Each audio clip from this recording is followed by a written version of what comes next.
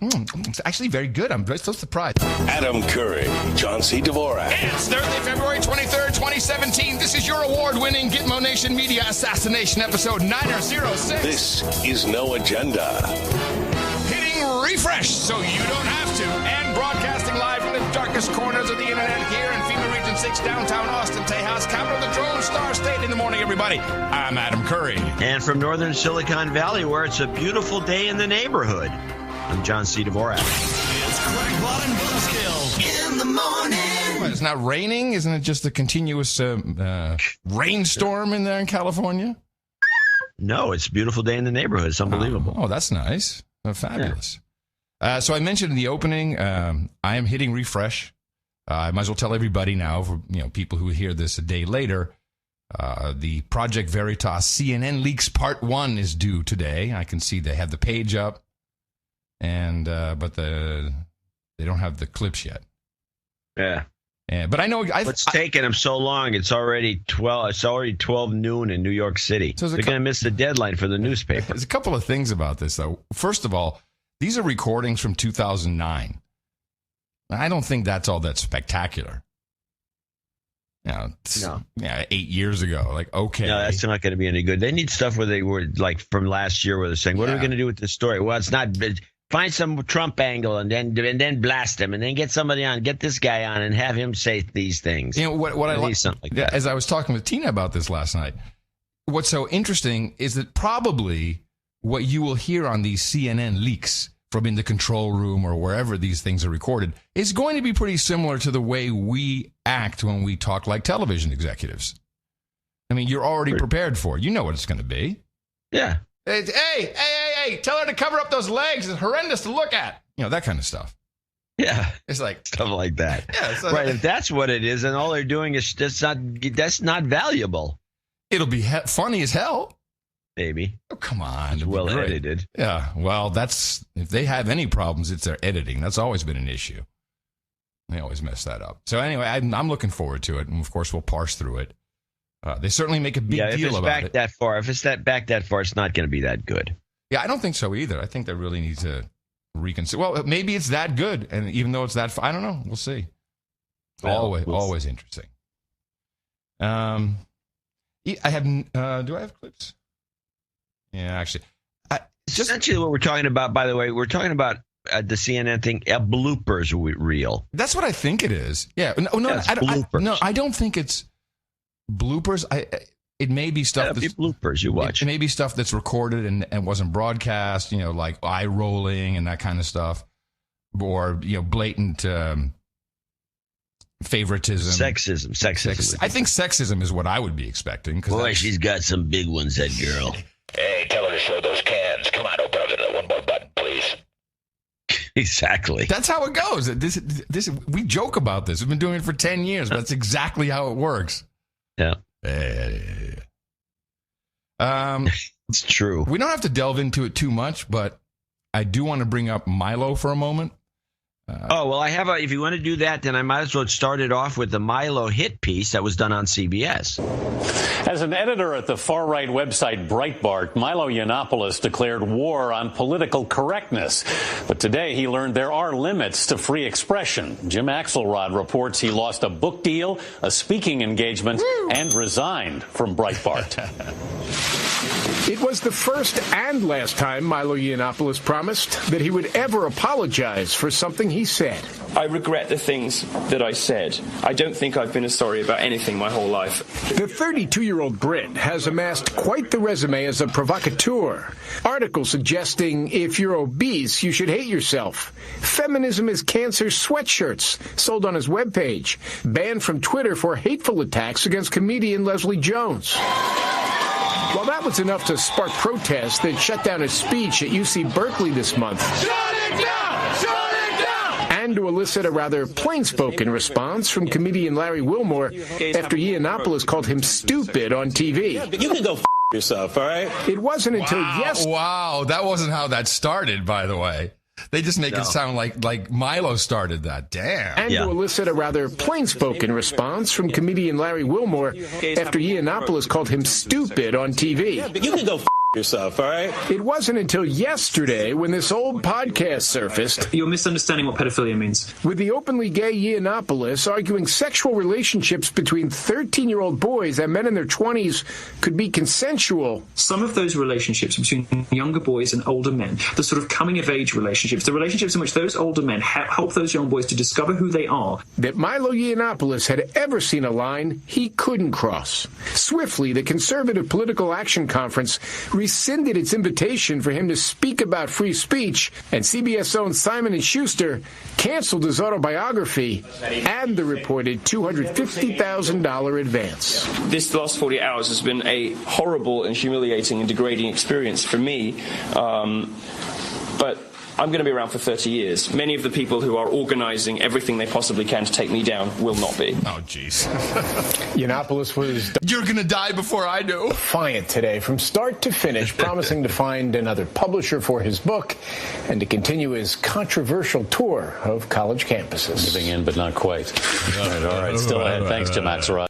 Well, this was very interesting to me for a number of reasons, not the ones I think most people would think of, but right off the top, Milo, he touched the third rail. There's some things you just don't do when you're mingling with the elites, and I think it's fairly obvious that he has a direct line to the president through Bannon and Breitbart and all of that, which is probably one of the reasons why he specifically was taken down, because it was a takedown. But, you know, you when you touch the third rail by talking about pedophilia, that does not go over well. There's too much of it in elite circles. They're like, they don't want the conversation at all. And that was the biggest mistake he made. Well, it was a mistake he made some time back. I mean, I also have the Bill Maher clip where he did the same thing, and he didn't. Yeah, I have that. And there's other clips. I do want to do an aside here. That $250,000 advance, they showed a picture of the cover. This thing has been in play for a while. He didn't lose all that money. I can assure you. I doubt he lost all that money. I doubt that. Now, typical book deal at that level or higher is a third deal, because they know that once they give you the money, it's really hard to get it back. So he can't. You know, it's almost impossible. There's very few book contracts that are written in such a way that the publisher can actually recoup much of that money unless you shoot the publisher. And right. Then there's nobody to give the money back. So generally speaking, that kind of a deal is a third deal. So he got a third of the advance before starting the book. Right. Well, he didn't get 250 up front. Then the way it works is this: you get a third right away. Here, that money, you're pretty much keeping that money. All right. Then you get a third when you deliver the manuscript. Yep. Or halfway through, so depending, and then you get a third when it hits the streets, and you get. So he got money. But he didn't get his quarter of a billion. So moving into the kind of the deconstruction of this, because it does warrant a little bit. This was started by an outfit called the Reagan Battalion. And the ReaganBattalion.com is their website. And it's really a collective of the following organizations: The Blaze, Daily Wire, The Resurgent, National Review, Red State, Town Hall, Independent Journal, Daily Caller, Conservative Review, Right Scoop, Heat Street. That's a total propaganda thing, that Heat Street. Washington Free Beacon, Washington Examiner, the Weekly Standard, the Capitalist, and the Federalist. And they coordinated. It was a great takedown. I think the resignation came from the administration. It's like, dude, you messed up. You got to resign. We can't be connected to you anymore. Goodbye. That's probably true. And you know, the sad thing is, it's what he was trying to say, and this was an old recording. You know, there's a lot to be said for what he was saying. And there's the terminology has always bothered me when they talk about pedophiles. A pedophile is not the same as a pedosexual, but no one ever uses the term correctly. You know what I mean? Go on. Oh, well, otherwise you would say I'm a homophile. No, you're a homosexual. You're a pedosexual. The phile is just someone who's an Anglophile, someone who loves something, who's really totally all obsessed with it. So the terminology is a little weird. So besides Bill Maher, it seems like this is now we have a minor war going on. It's like, okay, you're going to take our gay guy? Well, we're going to take your gay guy, and that'll be George Takei. He has to be sacrificed. A gay must be sacrificed on the other side of the war. Yes, you must sacrifice your gay because you took our gay down. We're going to take your gay down. It's all over now. We're taking him down. But it was well done, extremely well executed. I feel bad for him, because the kind of things he says work much better in the UK. And it's true. There's really no free speech in America. No. There is, but you get penalized for it. The thing that people are just aghast about, I tell you, is that the ACLU, my favorite charity, came out and defended Milo. And well they should. Of course. Joining me now to talk about this is Lee Rowland. She's a senior staff attorney with the ACLU Speech, Privacy, and Technology Project. Welcome to the program. Hi, thanks for having me. So what's the case for defending Mr. Yiannopoulos in your view? Well, the case for Mr. Yiannopoulos is the same as it would be for any speaker, no matter how despicable or offensive we might find them, which is the First Amendment protects our right. Can you say, hold on a second, hold on. Now, I heard this too, and I didn't clip it, but I did make a mental note. I want you to start it over. Okay. And I want people to listen to it with this in mind. This woman it's like, this is what kind of a client, does she have what kind of a defender is she when everything she said, we're doing this because there are some people out there that are so despicable and disgusting. They make you sick, and it's gross that all she's doing is putting down her client the entire time. And it's just, to me, I was just laughing out loud because it's like, why doesn't she just say, we're defending him because of the free speech issues and all the rest of it. She doesn't have to go on and on about how disgusting he is. In the second clip, that actually gets better, but we'll replay the first one and everyone can keep that in mind. Joining me now to talk about this is Lee Rowland. She's a senior staff attorney with the ACLU Speech, Privacy, and Technology Project. Welcome to the program. Hi, thanks for having me. Welcome to the program. So what's the case for defending? I'm going to say that to you. Welcome to the program. Welcome to the program, John. Welcome to the program. Mr. Yiannopoulos, in your view? Well, the case for Mr. Yiannopoulos is the same as it would be for any speaker, no matter how despicable or offensive we might find them, which is the First Amendment protects our right to speak out on matters of public concern, to talk about things that are as offensive as the things that Mr. Yiannopoulos says without censorship by the government, and ideally, as in his case, without people physically preventing him from speaking at a place where he had every right to speak. All right, now listen to our comparison as you nailed it with that analysis. Does the ACLU need to do a better job explaining why it's defending him and other cases like this where someone is committing what some would consider hate speech? Well, look, I certainly understand that, especially for many of our new members, they may be surprised by the ACLU's robust First Amendment position. But it's certainly not new.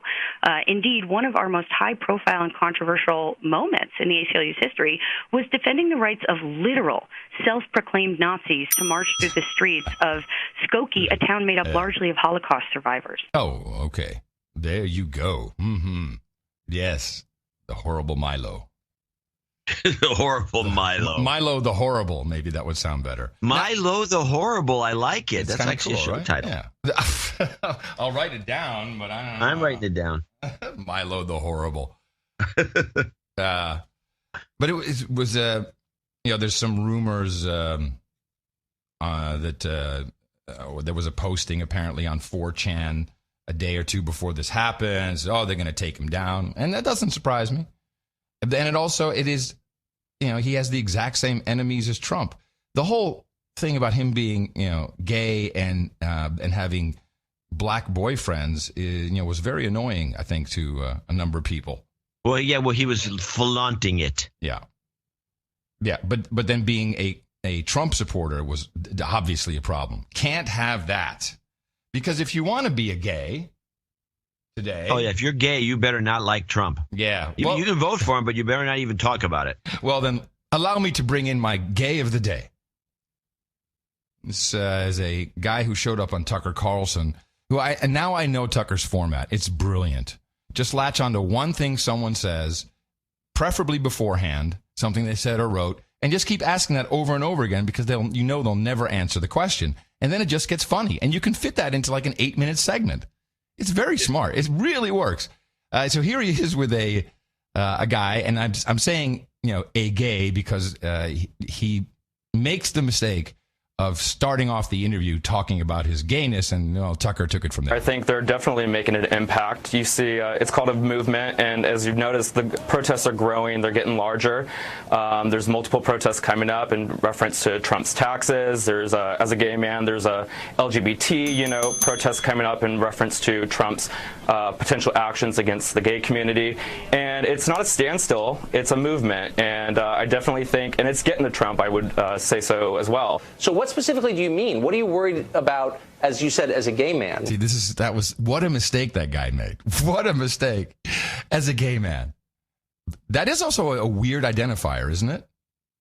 Why does that matter? Maybe he's trying to pick somebody up at the studio. As you said, as a gay man. And why bother with gaydar? Just tell him. Yeah.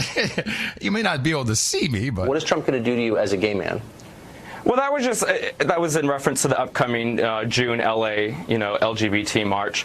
But in reference to, today was the Not My President's Day march, and because many of us do agree. And if you're looking at all these protests that are happening, you see thousands and thousands. I look back at the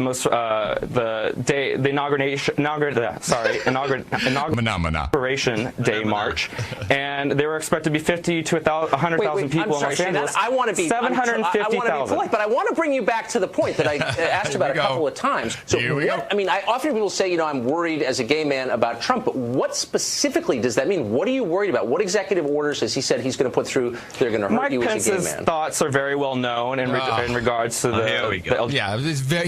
his thoughts are very well known because clearly his thoughts are well known. As a gay man, I can read minds. And that, of course, refers back to the falsehood that the Republican platform and even laws that Pence put into place allowed for taking money from HIV treatment to conversion therapy. None of that is true. It is a bold-faced lie. Yes, we continue. Do you like this guy? Because I think he's pretty funny.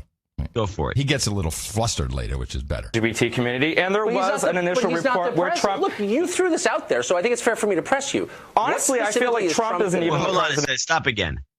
Now I'm actually fascinated now by your analysis of his formula, because what it amounts to is, and the fact that anyone he gets away with this amounts to we've all been acculturated, we've been brainwashed by watching all these legal shows on TV. Yes.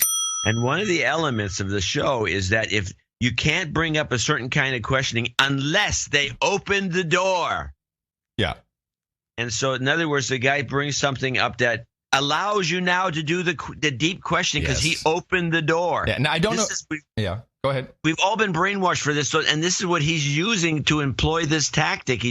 And I think the audience is already he opened the door. Now Tucker can go after him. Yeah. And sometimes Tucker opens the door before the show even starts, I think. Well, it still works the same way, but it's like a legal thing. It's funny. It's a great formula. It really works well. And the guests come on, never winding up talking about what they wanted to talk about, but getting frustrated, and then he starts laughing at them. And that is, I got to say, it's great TV. We'll see how long it lasts. Yeah, there's that, of course. Yeah. There is You threw this out there, so I think it's fair for me to press you. Honestly, I feel like Trump isn't even the president either, and it's very well known. He's not the president. Known in reference to, if you look at his cabinet, Trump's throwing a potential re-election. Because he is on that platform to speak for said presidency. He's in Florida this past week and beginning a re-election campaign. While Mike Pence, as much as I disagree with the man, is actually doing presidential things and, overseas. He's meeting with you two talking about, Pence was the AIDS. The bad one, but now he's the good one? He's talking about the AIDS. Mike Pence, have you been talking about the AIDS a lot lately? Confused. I thought Pence was the bad one, but now he's the good one? AIDS. The AIDS. You're twisting my words. I'm not. You just said, and I'm trying to be fair with you. You just said that you don't think you're protesting Trump because you're afraid of what he's going to do, particularly, as you said, as a gay man. I asked you, what is he going to do to you as a gay man? Well, nothing really, but Mike Pence will, because Trump's not the real president. My being gay is not the point of this. It was you brought it up, in reference to an upcoming talking about. Wow, he walked right into it, didn't he? Why are you harping on that? To an upcoming protest. Yes, I did. You know, I did. And if I was a woman, I'd mention how I was at, the women's protest. You're not a woman, so let's get back to the point that you made. What are you talking about? Because there are gay people watching and they're thinking, holy smokes, what's Trump going to do to me? Do you want to talk about the actual Not My President's Day protest, or are we just going to go off on a tangent on... It's not a tangent, Shane. You brought I made an off-the-cuff remark about my being a gay man, and I feel like I've been talking more about that than the actual protest itself. So if we want to get back to talking about the protest, I'm more than happy to. Yeah, I think not. Who cares about your protest? By the way, this was the protest. It was on the President's Day. I've only found one report on it. I don't think he was successful, or nobody wanted to deal with it, which was Not My President's Day. Right. If you want, I can do one more. I only have one more Tucker segment, but it's I actually I ended up poaching, and I went to listen to him too. And I have a couple of Tucker things. If you don't have the same ones, I do want to play them, but it's not about his trickery. It's actually something interesting. I don't mean to demean the trickery thing is not being interesting. But it's got more substantive. Okay, so I have not trickery, but triggery, as he triggered another social justice warrior. So let's put some intelligence before that. So your clip is up. Oh, okay. Well, I have a couple of them. The one I wanted to put, actually, so off topic from this, I think I can bring it in later. So let's move on with your stuff. Okay. He had on the organizer of nofascism.org. It already sounds like a hilarious. Yeah, Sunsara Taylor. Here's a little intro. I was reading your manifesto tonight, and you said this: the Trump regime is a fascist regime, no insults or exaggeration, that's what it is. For the future of humanity and the planet, we the people must drive this regime out. So I'm assuming you're not a moderate necessarily, but the obvious question arises, which is if it's brilliant, because and here he comes with the obvious question, like, if you want to really stop fascism, well, you gotta. I guess you gotta go and kill the guy. I mean, that's basically what you would do if you were truly Hitler or something. This question arises, which is, if it's a fascist regime, how are you on this show? Look, Donald, we're facing an emergency. We're facing an emergency. She's great, John. We're facing an emergency. Donald, we're facing an emergency. Humanity is facing an emergency. A fascist regime has seized the reins of power in the most powerful, actually the sole superpower in the world.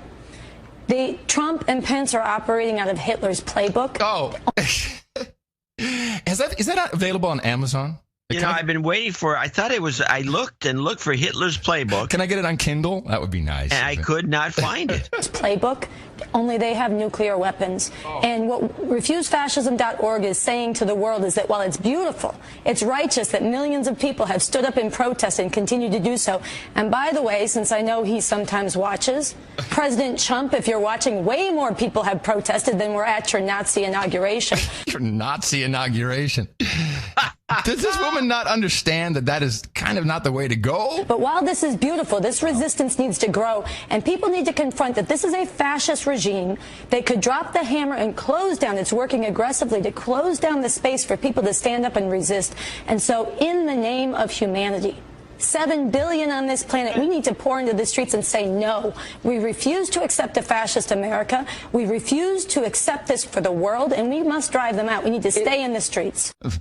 Actually, there was something she said, which the chat room picked up. I thought I heard it too. Let me just go back here. Hold on a second. President Trump, if you're... Yeah, she says President Chump. She doesn't say President Trump. She says President Chump. Listen. Trump, if you're... You'll try it again. Yeah. People have stood up in protest and continue to do so. And by the way, since I know he sometimes watches, President Trump, if you're watching, way more people have... He does. She says chump. I gotta write that one down, too. President Trump. Well, you can only imagine it gets better from here. This is, let's see. Yes. More on Hitler's Playbook and what to do about the use of it. A man who campaigned and said, I long for the days when protesters were dragged out on stretchers, who offered to pay the bills of people who assaulted protesters at his rally. Donald Trump is a fascist. That's out of Hitler's playbook. This is a danger to humanity. And yes, it's in its early stages, but people need to rise up and stop it before it is too late. Okay, but I want to get to that. Rise up and stop it. So I'm assuming that, you're not serious. This is like play acting for you. If you really... LARPing. That's what it is. You're LARPing, girl. You're LARPing. Thought he was Hitler. If you really believed that he was acting according to, as you said, the playbook of Hitler, then you wouldn't stop with going on a cable show. You'd go all the way, wouldn't you? You don't really think that, or you'd be committing acts of violence, right? I absolutely think. Actually, he's not like Hitler. He has a Twitter feed, he has that ugly orange thing on top of his head, and he has nuclear weapons, the biggest nuclear arsenal in the world. And people better wake up, because he is more dangerous than Hitler ever could have been. But let's just be real for a second. I know we're on TV, but let's be real. Hold on. You implied something, and I want to answer it. You implied that I'm going to do something that's untoward, whatever. I'm calling for mass political protest and resistance, building on what's happened and staying in the streets in the name of humanity. Before the man starts, he asked 3 times, if I have nukes, why can't I use them? This is the mass incineration of human beings on an industrial scale. I can see your crime against humanity. All right. Now this is the last one. Now he triggers her. But she has a couple more things.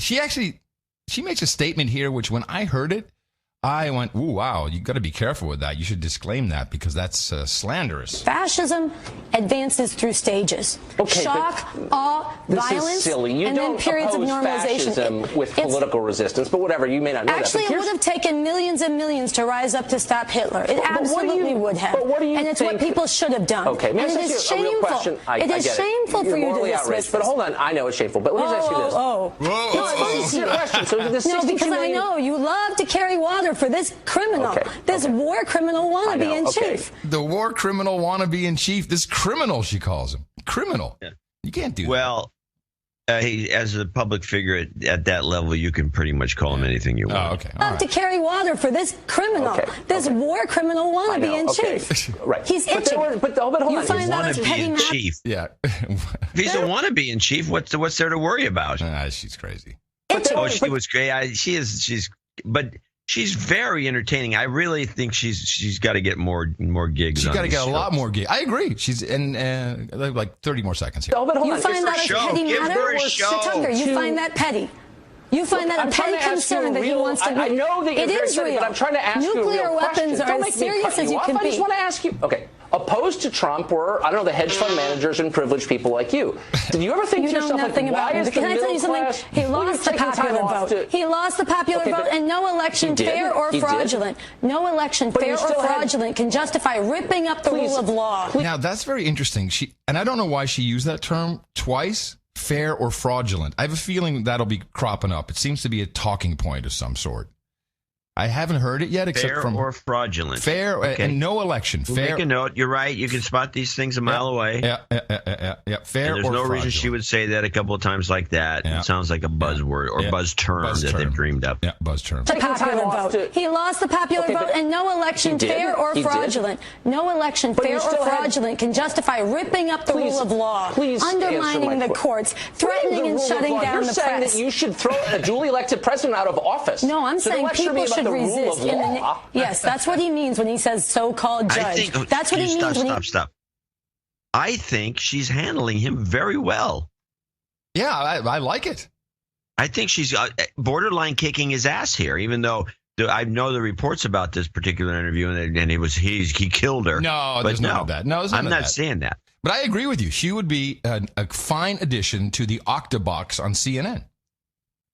I think she would be great in there. I'm not thinking that so much as just an MSNBC commentator, although that wouldn't get her the attention. Nah, she doesn't need. She's not ready for a show yet. She's not ready for that. She's not ready for a show. Well, no, but I think you bring her on, and then you train her, and maybe she do a substitute hosting job once. Yeah. Oh, yeah. That's a good idea. And then she's just nuts. It's perfect. I mean, this is, people don't understand. This is good television.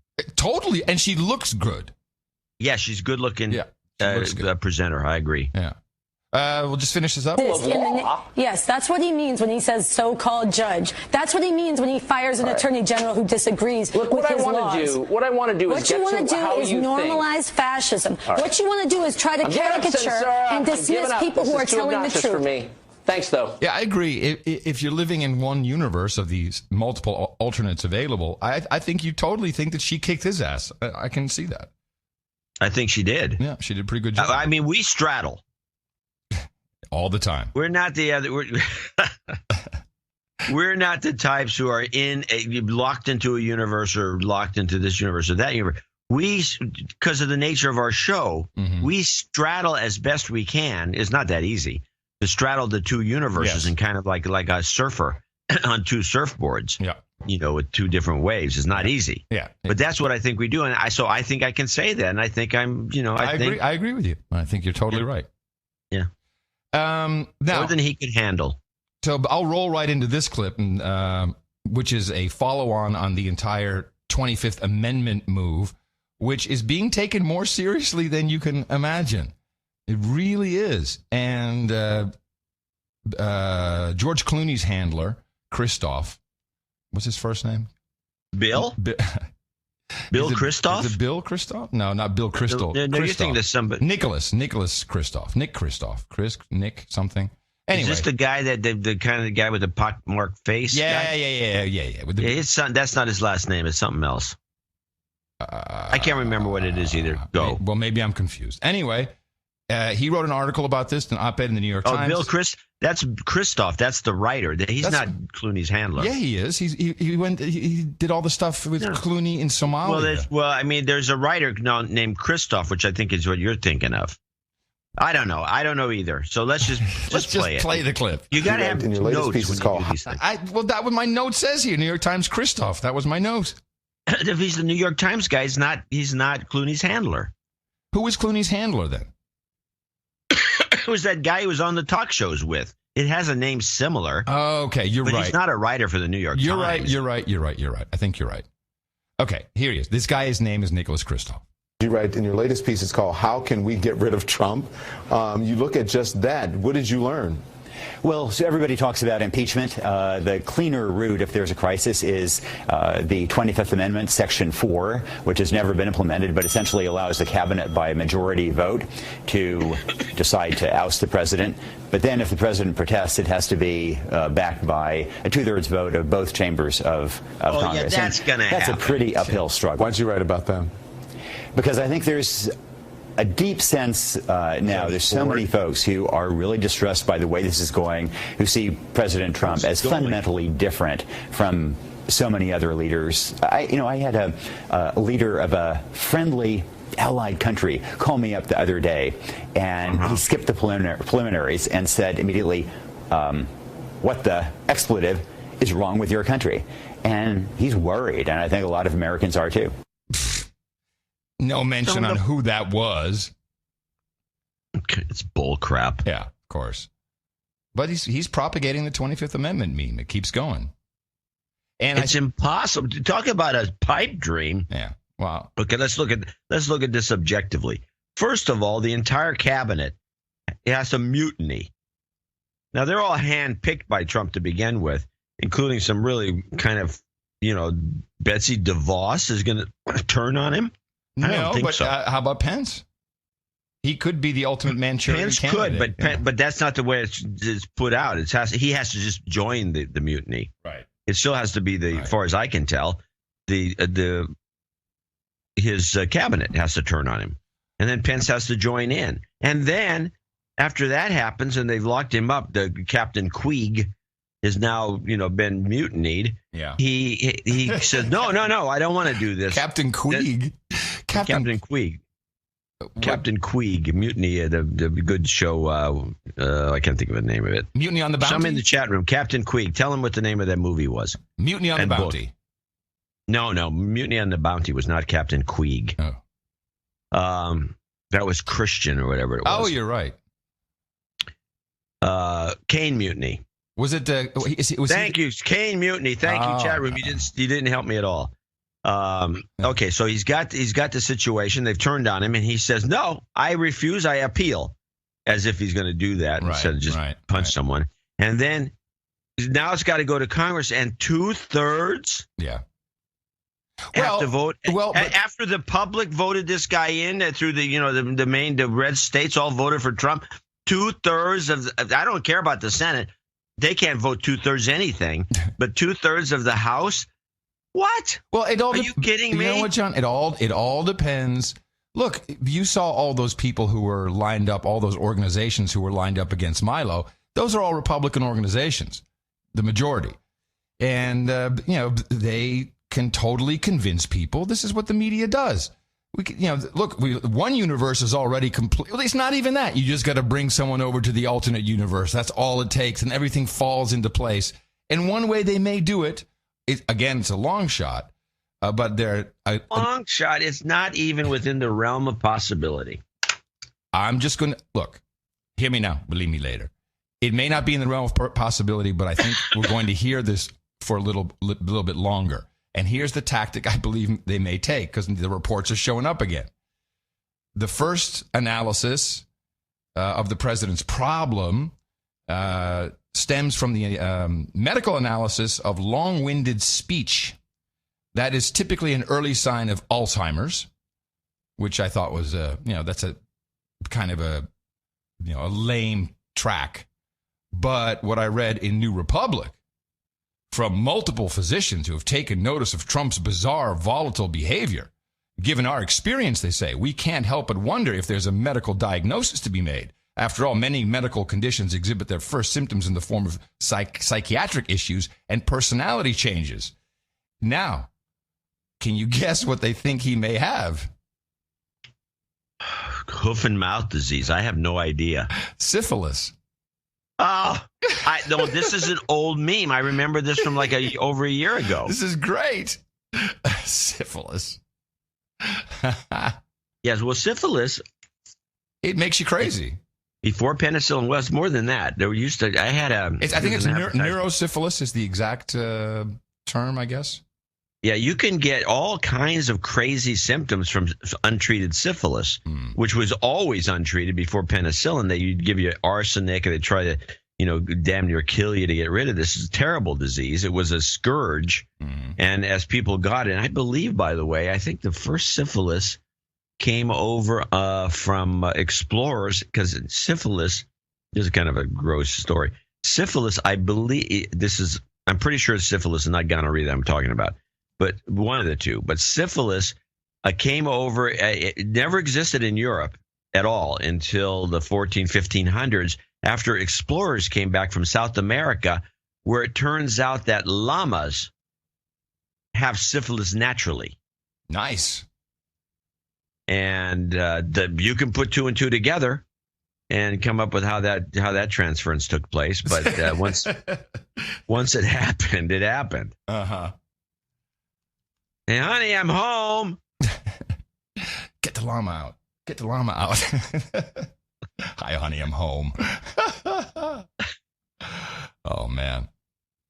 Okay. And so anyway, it became a scourge. They couldn't do anything about it. And it wasn't until Fleming came along and accidentally discovered penicillin that they actually got rid of it. It was terrible. Right. And so I like this. This is okay. I'm not going to discourage you from continuing this thesis. Yeah, we'll see. We'll see what happens. Pretty funny. Yeah. Syphilis. And, that's really stretching. You're really grasping for straws there. But, in the alternate universes, these things. Oh, everything makes nothing but sense. It just falls right into place. Speaking of which, let me give you a little story back. This was I was writing op-eds for the Examiner, and I got a hold of some guy. This was in the last 2 years of the Reagan administration. Everybody knew he kind of had something wrong with him. It was like Alzheimer's of some sort. And I think 2 years before he was going to finish this, he was in 80 to 84 to 80. This was about 1986. I was talking to someone from this group, this pressure group. It was an alternate universe of the era, the Christic Institute. So I was talking to the director. They were totally convinced that Reagan was never going to finish out his term because he had Alzheimer's disease and dementia. And he would be done in 86, 87. And the guy was completely convincing. telling me this, and nothing came of it. But it was the same kind of thing. These guys, they live in a dream world, or they're naive. Yeah, I'm not sure what it is, but they need these beliefs. No kidding. Well, and those beliefs, they fit right into the universe, as does the new children's book, which I've ordered a copy. Uh-oh. Yes, this is being read now at one of our producers sent me a note that I think it was his preschooler. Like, this is what they were reading to the child. Yes. The title is The Pumpkin and the Pantsuit. I've heard about this. I thought it was a joke. It's a real book. It's on Amazon. The Pumpkin and the Pantsuit. Yeah, the show title. Go on. Yeah. I haven't read it yet, but I think we can kind of guess what the content is going to be. Can we? Let's look at it. There must be a copy online. Well, it says, born of the question, how do we explain the 2016 election to our kids? This book is a cautionary tale. Why should the kid care? Well, the kids have been indoctrinated. Yeah, I think it's very important that the children are the victims of all of this. So what we're going to do is victimize the kids with the election, and then whining and moaning and groaning and making the kids cry, and then give them a bogus explanation to make it even worse? You are correct. That only happens in one universe, though. No, I know it does. It doesn't happen in the other one. I wish that. Let me see if there's any. What are the customer reviews? Pumpkin in the Pants. My daughter was drifting off to sleep tonight after reading this book, and she whispered, "Mom, I'm going to be the purple pantsuit." If that isn't the best review, I don't know what could be. Thank you from the bottom of my heart for this. That's one review. I enjoyed this. There's got to be some bootleg text on it. I enjoyed this book. I love the message of female togetherness and the theme of "it's not over." That's what's in the book. Okay. Well, that's it. I have it on order. Okay, you're gonna have to read excerpts. Oh, you probably read the whole thing. I think I might have to do the audiobook version. And then, of course, President Trump is threatening to cut funding for PBS, NPR, and the National Endowment for the Arts. Yeah, he should. Yeah. That's an outrage, I tell you. I mean, you're going to be in bed with the government with free money. You have to play the game, and they're obviously not doing it. They're demeaning the guy, so demeaning the whole Republican Party, and the Republican Party runs the show, and you're expecting money on top of that? You suck. Give me money. Doesn't work. Oh, man. I probably stepped on your beat. I don't know if you have any of these clips, but again, there was argument in the British chambers regarding President Trump and coming for a state visit. Right. And let's start. There's a big flap over this. In fact, before you play those clips, I know which ones you're going to play, at least some of them. Listen. I got a preview. Let's listen to what they're talking about on London's LBC. What is it? LBC. London Broadcast Corporation. The London's Talking, or whatever it's called, that radio show. This is a little rundown on what one of the guys who doesn't want Trump coming. This Farage is on this network, and he talks for an hour about how great Trump is, and then this next guy comes on, and he gives a little rundown about what we can expect. And the problem with that is that we are talking about international diplomacy here, and this is not diplomacy. This is a mess. The whole thing is now going to be embarrassing. Personally, I don't think he should be addressing Parliament, because I don't see that as the right place at the right time. He doesn't have the widespread respect of MPs, of the country. He hasn't done anything yet. So that is something that's normally reserved for people who've done a lot and achieved a lot, and then they address Parliament. But the visit, fine, but it's done at the wrong time. It's going to be awkward. There's going to be massive protests. There are predictions that it's going to be the biggest protest London's ever seen come June. So diplomatically, that's not going to be a success. That's going to be awful. That awful, I tell you. It's horrid. Awful. It'll just be horrid. Awful. Awful. Well, here's how the three big networks in their morning shows how they presented the strife going on in Parliament over this visit. Here's Good Morning America. Across Europe, President Trump is stirring controversy and unease. Parliament debating a petition signed by nearly 2 million Britons demanding that Mr. Trump's trip here later this year be downgraded. We should not be inviting him to preach hatred and to spread his bigotry, his misogyny, and his division. Order. Here's NBC's Today Show. In London, thousands gathered outside Parliament as the government there debated the president's official state visit. The president behaving like a petulant child. Ooh, remember when that was said to President Obama and it was racist? Yeah, it was completely racist. Racist. Yeah. And finally, CBS This Morning. The United Kingdom is gripped by a fierce debate over whether President Trump deserves a recognition of a formal state visit. Thousands of people took to London Street last night to protest the invitation. Many argue having Mr. Trump officially welcomed by the Queen would be an embarrassment to the Crown. Petition opposing the visit has nearly 2 million signatures. Embarrassment to the Crown. That's a good one. I've been watching that, that Netflix series, The Crown. It's really good from a historical perspective. And you see that the Crown, it's just, they're nothing. They're an empty shell of just nothing. Well, I've been watching the debate that went on in Parliament, not in Parliament per se, but in a chamber. Mm-hmm. And they had all these guys gather around. And you can see you had the Tories on one side, and their basic argument is that, look. We have to trade with these guys. We're leaving the EU, and we need these as major trading partners. And Trump is just a president representing the country, and he's not. It's not about. We can't insult the entire United States by reneging on this invite, which is what the real issue is here. Yeah. Is uninviting him and then risking getting some trade thing happening that's not to our benefit. Everything's got to be to our benefit, and it's to our benefit, England. To let him come over and talk and whatever, and then he goes. Everyone on the other side is two groups. There's Muslims that don't give a crap about England, from the way I hear them. They don't care about trade or anything else. He's a hateful man, and he can't come.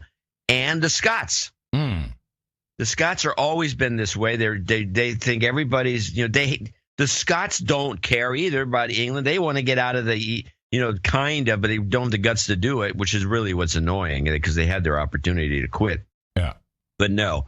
So it's just, and that's the group. And the Tories come forward and they say, look, this is not, they say, this is not a good idea to be this way. We got to just back off and just, what difference does it make, kind of thing. And then again, boom, here comes the Muslims and the Scots. Well, CNN, of course, always put together a nice little, if it's something funny, if it's something controversial, then they put together a little funny piece. What's her name again? Janine Most. She always does the funny bits. President Trump doesn't just get people stirred up at home. Sit down. Sit down. Look what happened in the British Parliament. Oh, let's have some fake outrage here. I am standing here as a woman being shouted down by women. All because Britain's Prime Minister invited President Trump to pay a state visit to the United Kingdom later this year. Over 1.8 million UK residents signed a petition saying it was okay for President Trump to come visit, but that he should not get an official state visit because it would cause embarrassment to Her Majesty the Queen. Opposition members of Parliament lobbed insults at President Trump. Like a petulant child. The intellectual capacity of the president is protozoan. Protozoan? Like a single-celled microscopic animal? Best insult. Protozoan, I tell you. Protozoan. I got to write that one down. Well, the Parliament's done this before. They had that other thing where they wanted to actually keep him from ever entering the country before the election. Yeah. This is before the election. And they made a long argument back and forth about it. And it was just highly entertaining, but extremely insulting to the United States in general. Because this is not just a few people this is the entire Labor Party hates the United States. They hate Trump. Yeah. And I think they hate labor, to be honest about it. They're not doing labor any good. They just hate. They wake up in the morning and they hate. I don't see it, but it's definitely a group of people that they're dissociated from the public at large, I think. I mislabeled this one clip as it kind of refers back to the insane thing, but it is from Louise Mensch. Now, isn't she like MI5 or isn't she some kind of shill? I think she's British. Yeah, I think she's British intelligence and MI6 maybe. Yeah, she's very anti-Trump, very anti-America kind of. And she showed up on MSNBC. I have no idea why. You got to be careful when these people show up. We've talked about her years ago, saying, this woman is not to be trusted. And here is what she had to say. As a matter of fact, I think it shows that the president needs a mental health checkup. I genuinely believe that sounded so bizarre and so ridiculous, and one thought just flowed into another with no logical sense at all. It's a matter of national security if the president is not in his right mind. And I think Nancy Pelosi, who said that we need to know if the president's been diagnosed with something, is bang on the money. Because that was a joke. And it wasn't a particularly Many people who voted for him said, I appreciate the fact that I see his crazy right out there in the open. I know what his ugly is. He's not a career politician who just says the right thing. What if this is an ugly, ugly start, but maybe could there be something redeeming here? Because the fact of the matter is, whether you voted for him or not, this is the president that we're living with, and we want to thrive in the next 4 years. Something great could happen. It's called impeachment. So when that happens, I think it'll be fantastic. But I think it is important. Trump, I think, would be surprised if he was sitting in this studio now. He thinks of himself as a good guy. He's confused. It just goes on and on. Well, while on that, then we might as well cut to the Tucker Carlson ex-CIA guy. This guy is a Democrat. Yeah. Ex-CIA. We're getting a lot of these guys coming out of the woodwork, by the way, and you have to wonder what kind of messaging they're really up to. Right. And this guy, I never seen him before, comes on Carlson, and he has a very interesting spiel, but if you listen to it carefully, it's kind of a mixed message in some funny way. Well, reports and rumors have swirled in the past month about a very hostile relationship between the new president and the intelligence community. According to the Wall Street Journal, intel agents are hiding some information from the president. Some have also blamed the CIA for the downfall of National Security Advisor Michael Flynn. Brian Dean Wright is a former CIA operative. He's also a Democrat, but he is disgusted with the shadow war he says his former colleagues appear to be conducting against the president. Quote, for reasons of misguided righteousness or partisan hatred, he wrote in a piece last week, they've taken it upon themselves to be judge, jury, and executioner. Brian Dean Wright joins us in the studio. Brian, thanks a lot for coming on. Thank you. So there are these reports that are troubling that various agencies are withholding intel from the White House. Do you think those are true? I do. And here's the issue. I do think so. And I think there are probably a couple of things happening here. One, we saw this in the fall with the dossier. I think some things are being leaked to discredit the president. Yes. And then the second piece is I think some folks are holding... Wait a minute. He's giving credit to the dossier? He's crediting the dossier's leakage to the CIA, but one of the intelligence community. Right. But the dossier was bogative. I mean, why would he even bring that up if he's really involved? Well, that's what I'm telling you. It's just, this is a mixed messaging going on here that is like you get reminded of some certain things we've already forgotten, but here it is again. Leaked to discredit the president. Yes. And then the second piece is I think some folks are holding information back, and that's deeply troubling. I think it should be for all of us. It's illegal too, isn't it? Well, of course, yeah. I mean, we start to get into grounds of treason. Look, I'm a Democrat, and I certainly didn't support or vote for President Trump. But before I'm a Democrat, I'm an American. Yes. And I think the vast majority of spies understand that and are committed to that. But there are a fair number of these folks who are engaging in a very, very dangerous game. And I think and I support the president in his efforts to find these folks and throw them in jail. Yeah, I mean, because we're supposed to have civilian control of the intelligence agencies and the military. Do you think that's in jeopardy? I think we start to head down a very dangerous road that places like Pakistan and Egypt have gone down, where military and intelligence officers who are in the shadows, right? They are elected by no one. They get to decide, put their finger on the scale of who wins and loses in the political world. I think when we start seeing this garbage, I think we are in deep, deep trouble. In fact, there was a tweet by a journalist who said effectively that the intelligence community has declared war on President Trump and that they plan to see him die in jail. That is scary. I don't care if you're Republican or Democrat or independent or green. It doesn't matter. We're going to see him die in jail. Yeah, I saw that tweet when it came through, and I didn't believe it. I was like, sure, whatever. I saw the tweet, and it was, unfortunately, I couldn't find it for the newsletter because I had a couple other crazy tweets where people like Rob Reiner, who's talking about Unhinged. Yeah. I would recommend anyone who's on Twitter, first of all, follow the real Dvorak, because I'm losing followers because of my neutral position on all this. But I would also follow Rob Reiner because it's quite funny to read his tweets. It's just hilarious. Yeah. Anyway, yeah. So there's that. Yes. And let's see. Well, we have a number of ways we can go, but there was a lot more. Well, I got a little in between. Okay. This is just a very small clip from Maxine Waters showing her side of things. Yes, I've seen this. Do you have the short one or the long one? Yeah, I got the short one. I got the short one, then you can play the long one. The short one's funny. Okay. The long one's funny, too. Yes, I know, but the short one is short. Okay. No, the reason I say this is because I'd like to play I don't want to play the short one after the long one. Right. But I like the short one, then the long one puts it in context. Okay. Yeah, yours is very short indeed. Here we go. It's clear to me. And I just think the American people had better understand what's going on. This is a bunch of scumbags. That's what they are. I know. Of course, ISO of the week. This is a bunch of scumbags.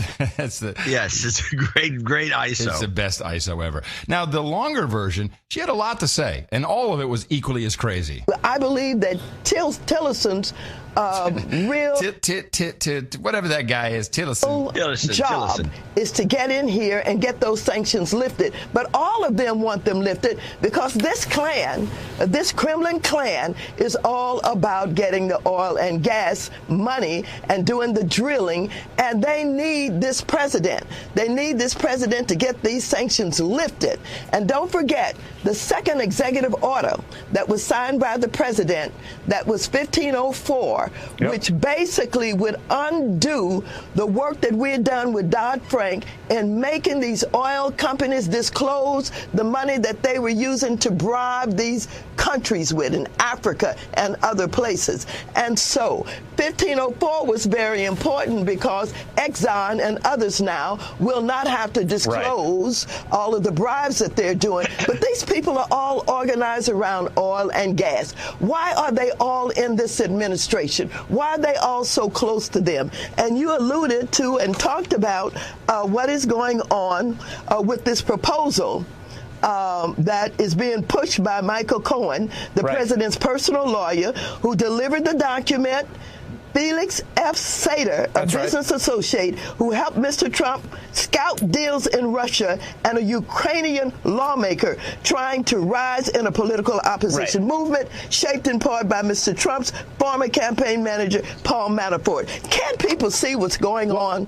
Why do you think they hacked into our election? They hacked into the election because they have to make sure that Donald Trump got elected so that he could help them with what I think is a huge deal, not only to lift these sanctions, but to take over, all of these Soviet countries and pull them back into the Soviet Union so that they could have access to all of these resources. It's clear to me. That is the line of the day. It is clear to me. It's clear to me. I know exactly what's going down. I know how this has happened. Hi, this is Maxine Waters. Remember that from the last show? Hi, this is Maxine Waters. Access to all of these resources. It's clear to me. And I just think the American people had better understand what's going on. This is a bunch of scumbags. All what they are. Those are very strong words, organized around making money.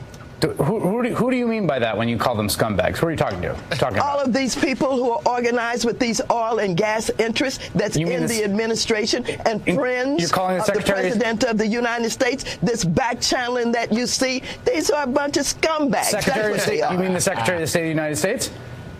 Well, I tell you this, Tillerson is there to get these sanctions lifted. I believe it. Just watch him. He's going to continue to work on it. This is important for him. He was there because he negotiated the deal for Exxon with Putin. He's scumbags. She is pussy. She just said, yeah, he's a scumbag. Why didn't you just say that? She kind of did.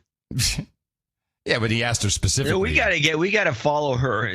I wish she has a feed or something where she's gonna appear on television, because we know it's gonna be comedy gold. This is a bunch of scumbags. Yeah, she is good, man. She is good. Hey, go ahead. Before you go on, since we're talking about these guys all bent out of shape, I mean, one of the things that is interesting is I think there's been so much action during this first month that they finally brought the troops in, because it's in the snow already. It's the whole thing, and democracy now can't keep talking about this forever. So they rousted the Dakota Access Pipeline guys. Just rousted them all, and they burnt the camp. They didn't burn the camp down. The guys leaving, very reminiscent of what happened in France at Calais, where they burnt down their encampment. Right. A lot of guys burnt down the encampment. But this report, which is the Dakota Access Removal Report, has a little kind of a zinger at the end, because it's like, well, let's just appropriate any kind of negative language we can, and let's just apply it to ourselves. Protesters taking a stand against the Dakota Access Pipeline were ordered to break camp today, but some ignored the deadline and refused to go quietly. Omar Villafranca is there. North Dakota authorities moved in and arrested several holdouts just after 4 p.m. Some of them put up a fight. Most of the protesters left earlier. Some packed up in cars. Others marched out chanting to drums.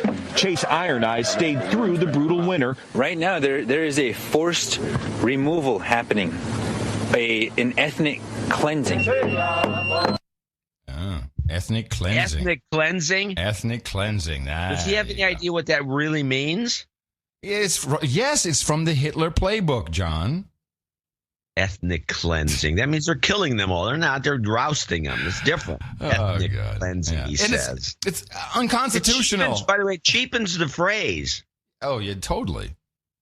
Yeah, words matter. Or they used to. I don't think they do anymore. No. Yeah. With that, though, I'd like to give you some words.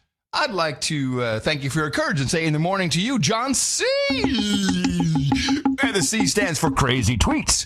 Dvorak. In the morning to you, Mr. Adam Curry. In the morning, all ships and sea, boots on the ground, feet in the air, subs in the water, and all the days and nights out there. Yes. In the morning, everybody in the chat room, noagendastream.com. Good to everybody here, present and working hard. Love to see that. In the morning to Nick the Rat, who brought us the artwork for episode 905, Burn the Man Bun. And this was Pence in hell, holding the globe in his hands with a grimace. And we appreciate the work that Nick did, of course, but all our artists. And you can always submit something at noagendaartgenerator.com. We choose it right after the live show. There was a lot of good art we could have chosen, but definitely. Definitely. Benjamin Craghead is our only executive producer. We have a few associates who came in with $302 from Logan, Utah. He says, hope this $302 donation to be in the 302 donation to be in the 33% club of episode 906. I see. I got you.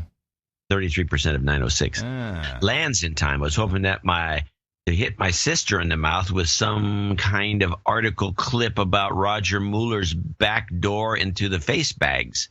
Oh. But search NAShownotes.com has now given me a 502 bad gateway error. Yeah, so search.NAShownotes.com is down. The man overboard, the producer who was running that, so that just is gone. Died. Now, if anyone wants to pick the project up, I believe there is a GitHub link on that page. Oh, wait, that's probably gone now.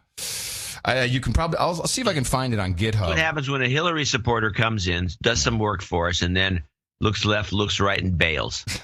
I don't know if it was a Hillary supporter. I'm not so sure. That's what I'm thinking. I'm visiting. I'm in the UK from the US for a week. Hi, Ben P. Okay. Not sure. The search show notes down anyway. I'm so jet lagged that my first time traveling in the U.S. with U.S. device and knowing that I've forfeited the explicit freedom of speech, press, and assembly has got me duped. Any hints of advice for continuing my producership while in the UK? Yeah, turn off your television. There you go. That and don't would be pay one. that tax on. You have to pay a tax to have a television. This Yes, is weird. yes, it's your viewing tax. Even if you Something if you don't have a television, if you watch BBC programming on the internet, you also. Oh, I didn't know that. I thought you Yes, could sir. use the Yes, computer sir. to watch stuff. Nope, you also have to pay for it. Really? Well, I can do it through my VPN, and I don't pay. Shh. Something on my mind recently has been in question. What is it? What is the meme fake news? When did it begin? I've tried. That's a good question. Actually, we knew when it began because we saw it when it happened. It kind of just snowballed. That's the reason. The fake. Well, the fake. This is good to point out. No, I think you saw about the term. Well, when fake news began, it goes way back. Right, but the term started. The mainstream media started this. They started this saying, "Well, there are all these fake. We need Facebook to. Hillary lost the election because of fake news that Facebook was promoting." That's where it came from. Right. I think that really the term came into its own after the election. Yes, and Trump turned it against the inventors of the term. Yeah, which is funny. Exactly. Yeah. Anyway, he goes on, and I'll skip ahead. However long you said you need to remind producers that you nailed it. Not a day goes by calling someone fake news is nothing more than an indirect slander, 2 degrees away from libel, lacking, I don't think so, well, maybe 2 degrees, lacking direct quotation and provable harm, yet they all throw it at each other, which is why it's such a bullshit term. Okay, well, this is true. The truth and actual history go right down the memory hole. Paper headlines no longer matter, and the details are flushed by sensational live broadcast accusations that lead to public blacklisting or unjustifiable side-taking. Yes. Anyway, he continues with the complaint. Yeah. Keep up the brilliant work, and for the jingles, play me 1, any Nigel Farage ISO, and fuck the EU, and 3, UK Parliament grumbling, that's which you haven't played for a while. Yeah, I got it. And last, LGY, little girl, yeah. And I guess some karma would fit in there. Yes, I would think so. I'm not sure. I just picked a short Nigel Farage clip. We don't have an ISO labeled as such. Just who the hell do you think you people are? You have the charisma of a damp rag and the appearance of a low-grade bank clerk. I want you all fired. Who are you? We love you, Nigel Farage. While I'm driving on flat, this is what I'll say. Fuck the EU. Fuck the EU. Fuck the EU. Fuck the EU. No, exactly. Fuck the EU. Oops, and then all of a sudden the karma didn't fire. What happened there? There we go. Fire. You've got karma. Misfire. Karma misfire. Sarah Johnson comes in with $290 and she says, thanks for the sanity and smiles. ITM to you both, Susan. ITM to you, 73s88s. Sir JB, Knight of the DMV, 28888. Hey, Guardians of Reality, thank you for your courage and all your hard work, which helps keep me sane and entertained as I'm walking my dog and driving to work. Please give me a resist we much, a 2 to the head with some karma for all the other monthly donations, donators like myself. I'd like to call out douchebag boners, George, douchebag, and Eric, douchebag, for not donating. I've been listening since show 170 or so, and it's my only go-to podcast that I can't miss. Adios, mofos. Then he's got Sir JB. Sir JB. Knight of the DMV. Yeah. All right. But resist we much. We must and we will much about that be committed. You've got karma. Nice. I think it may be my all-time favorite clip. Mark Plager, or Pledger, $225.96 out of John and Adam. Fantastic work as usual on bringing in 6 hours of infotainment every week, or bringing us 6 hours of infotainment every week. Thank you, too. I do not have to wade through either of my vitriolic dreck that the MSN believes is their job to drown us in, or the memes and WAPO articles that masquerade as political opinions on campus. Also, watching the sausage being made on episode 903 made me garner a deeper appreciation for what Adam does every show, every day, and every show daily, or whatever. In donating my birth date of 2/25/96, I would like to wish myself a happy 21st. Is he on the list? We have a huge list. Hold on a second. Let me check that. Who are we talking about here? This is Mark Pledger, who is birthday on the 25th. No, I'm glad you checked. Mark Pledger, what's his birthday? The 25th. 25th. And he's 21. Okay. All right. May I have John say, trust the process in a deep voice with a mic drop? Hold on. Yep. Hold on. I'll count you down then, okay? Hold on a second. Okay. 3, 2, 1. Trust the process.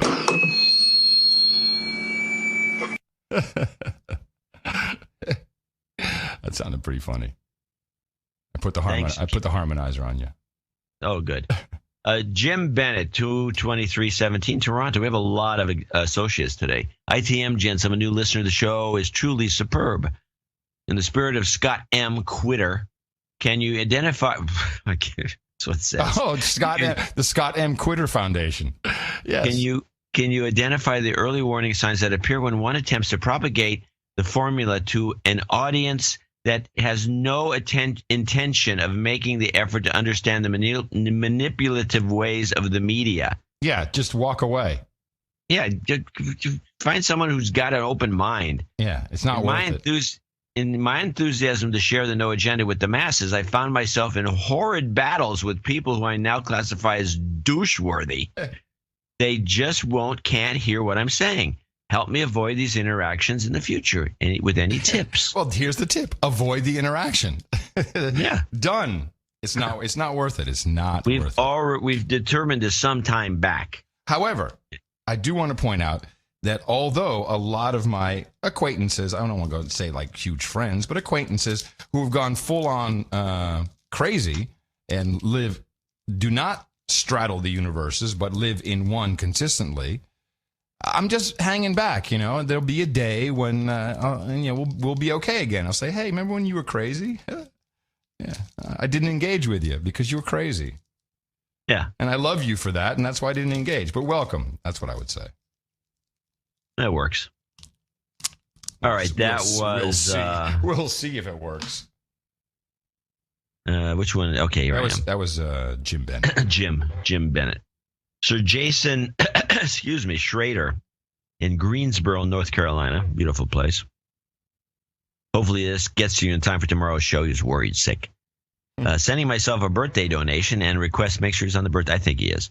And request for karma for the rest of the year, since last year was such a turd for personal reasons, not for political or celebitard reasons. Well, I don't know what that is. Well, I don't always agree with you guys, as others constantly point out. You observe and report on too many discrepancies to ignore and entertain us all at the same time. In addition to the karma, please play me Whoopi, Get Out of My Vagina, followed by Yoko's Yoko thing. I keep this I think this donation pushes me over to Baronet, and I'd like to claim Baronet of the Piedmont. Sorry, Jimmy. If not, we do. This reminds me. We have a discrepancy that needs to be discussed, and I don't have the paperwork. Is that the make good for 900? No. This is the one. No, a discrepancy in titles. Oh, we'll get to that. We'll get to that when we do titles later on. Oh, you have the. I have the discrepancy. Email? Yes, and I've also put Sir Jason Schrader on the birthday list. Okay, here we go. On the birthday list. Okay, and then he wants Get out of my vagina. And then he wants one of these.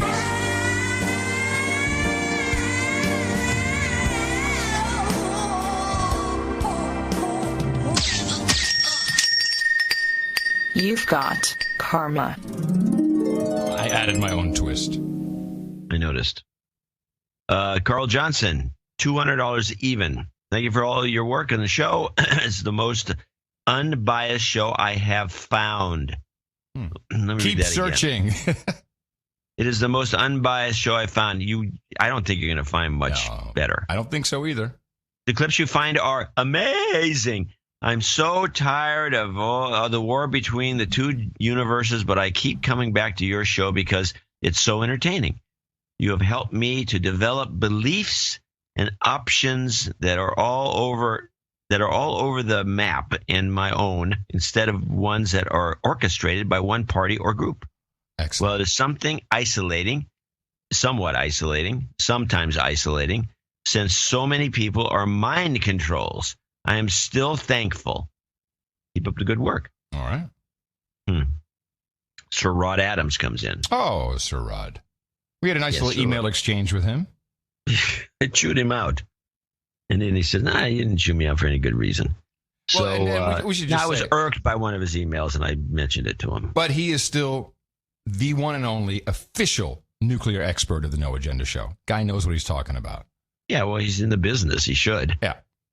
He's Baron of Blue Ridge, by the way. Came in with $200. Sir Atomic Rod Adams. Well, read his note here. Yeah, Baron of the Blue Ridge and resident expat in all things atomic.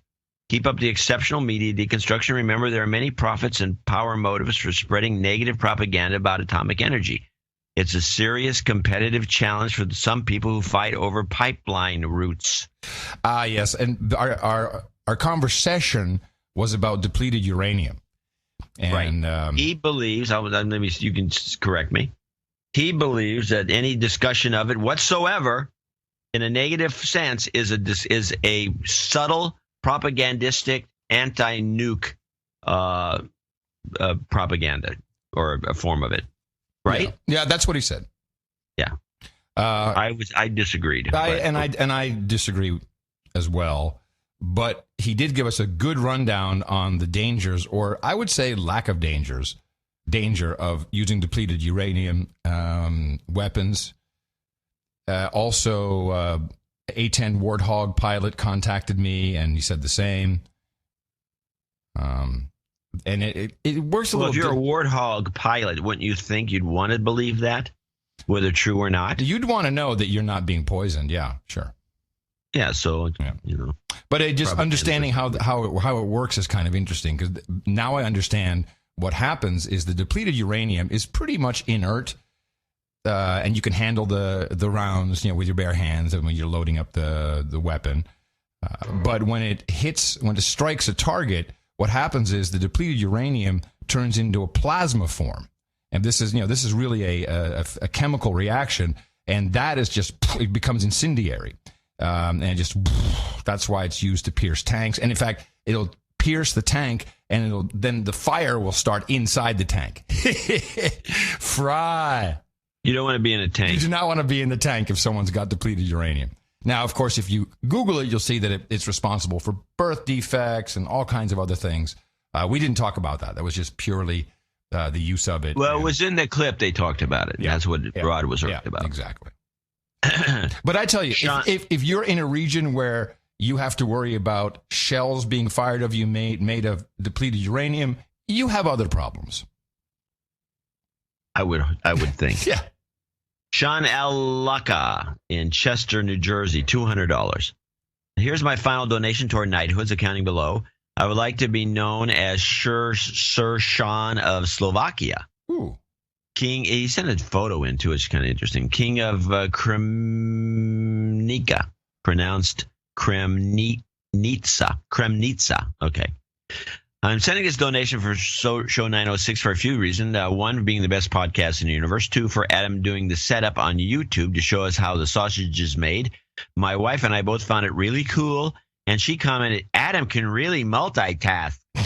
Some of us really do appreciate the work you put into this endeavor, Adam. Thanks again. 3, more importantly, for keeping both me and my wife sane, because you guys are watching and reading the crap so we listeners don't have to. For those listeners who have yet to learn this important lesson, turn off your TV. You'll be much happier. Another note for the listeners out there, and get off Facebag too. Yeah. Another note for the listeners out there, if you are not donating at least something, you are a huge douchebag. Clip requests. Can I get a de-douching? Yeah, as it has been about 8 months since my last producer donation, and I need it. All right, let's do that. Hold on. You've been de... Oh. Well, I'll de-douche him again in a minute. JCD's Mac and Cheese. It's my favorite jingle, and not the least of which last but not least, some uni exam karma. Okay. for his wife, Bara, who I love more than anything. Also, can I get a request at the end of the show? The full Shape-Shifting Jews clip. Of course. We're here to please, obviously. Let's do that de-douching again. You've been de-douched. You slaves can get used to mac and cheese. Cheap macaroni and cheap cheddar melted together. Mac and cheese. You've got karma. And our last associate executive producer is Lucas Lundy in Tacoma, Washington, 200. I just got my annual bonus, and here's your cut. Jingle request: Trump the president and Obama, no. Okay, I don't know. You might know what that is. I'm not sure. Well, I just have to choose one. And he says he's 80. Oh, Trump the president. Oh, is that Trump? Oh, yeah, I see what you're saying. Yeah, there's a couple of those. And he's 84% to knighthood. Ah, beautiful. All right. Okay. Well, looking forward to a ceremony soon for you, sir. He's Trump, the president. Okay, you know what? No.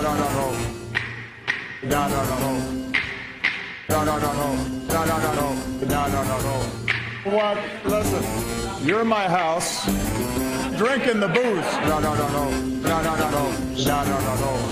Shame on you. You've got karma. And it covers it. That'll be our group of producers, one producer, executive producer, and a number of associate executive producers for show 906. Outstanding. I have a couple PR mentions before we move on. First of all, although the trip will not happen until later this year due to moving here in Austin and moving around, the Australia-New Zealand tour will take place probably closer to August, September, I think. And there's a website to stay up to date and also to register. And if you want to be a part of it, it is MAGAtour.com, MAUGA tour.com. That stands for Make Australia Great Again Tour, MAUGA tour.com. And you can get all the info there. And then the other thing I want to mention is one of our dudes named producer James Chapman, has deployed an Amazon Echo skill for the No Agenda show, which is very cool. And I'd like to demonstrate it for you. What's an Amazon Echo skill? Okay. So the Amazon Echo, which we have reprogrammed as the Book of Knowledge, you can use the built-in Amazon things, such as Book of Knowledge. What is the temperature? In Austin, it's 84 degrees with clear skies and sun. Today's forecast calls for more of the same. All right, thank you very much. 84? Yeah, wow. That's crazy. But as an independent developer, you can add what is called a skill, and then the device, after you use the wake word, understands that skill and then will do whatever is associated with that command. So here we go. And most people would say Alexa or Echo, but of course we've changed it. So I say, Book of Knowledge.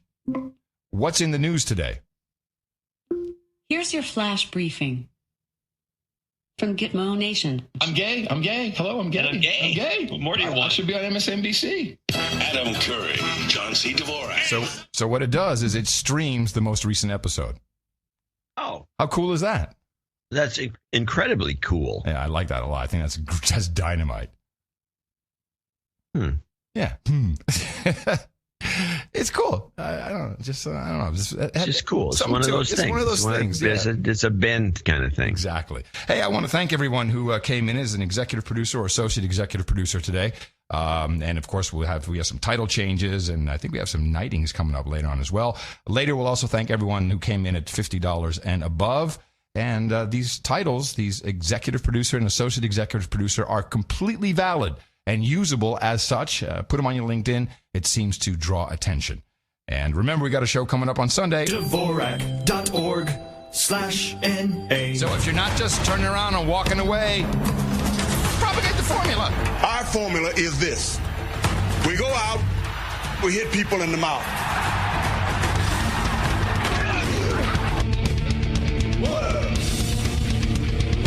Shut up, slave.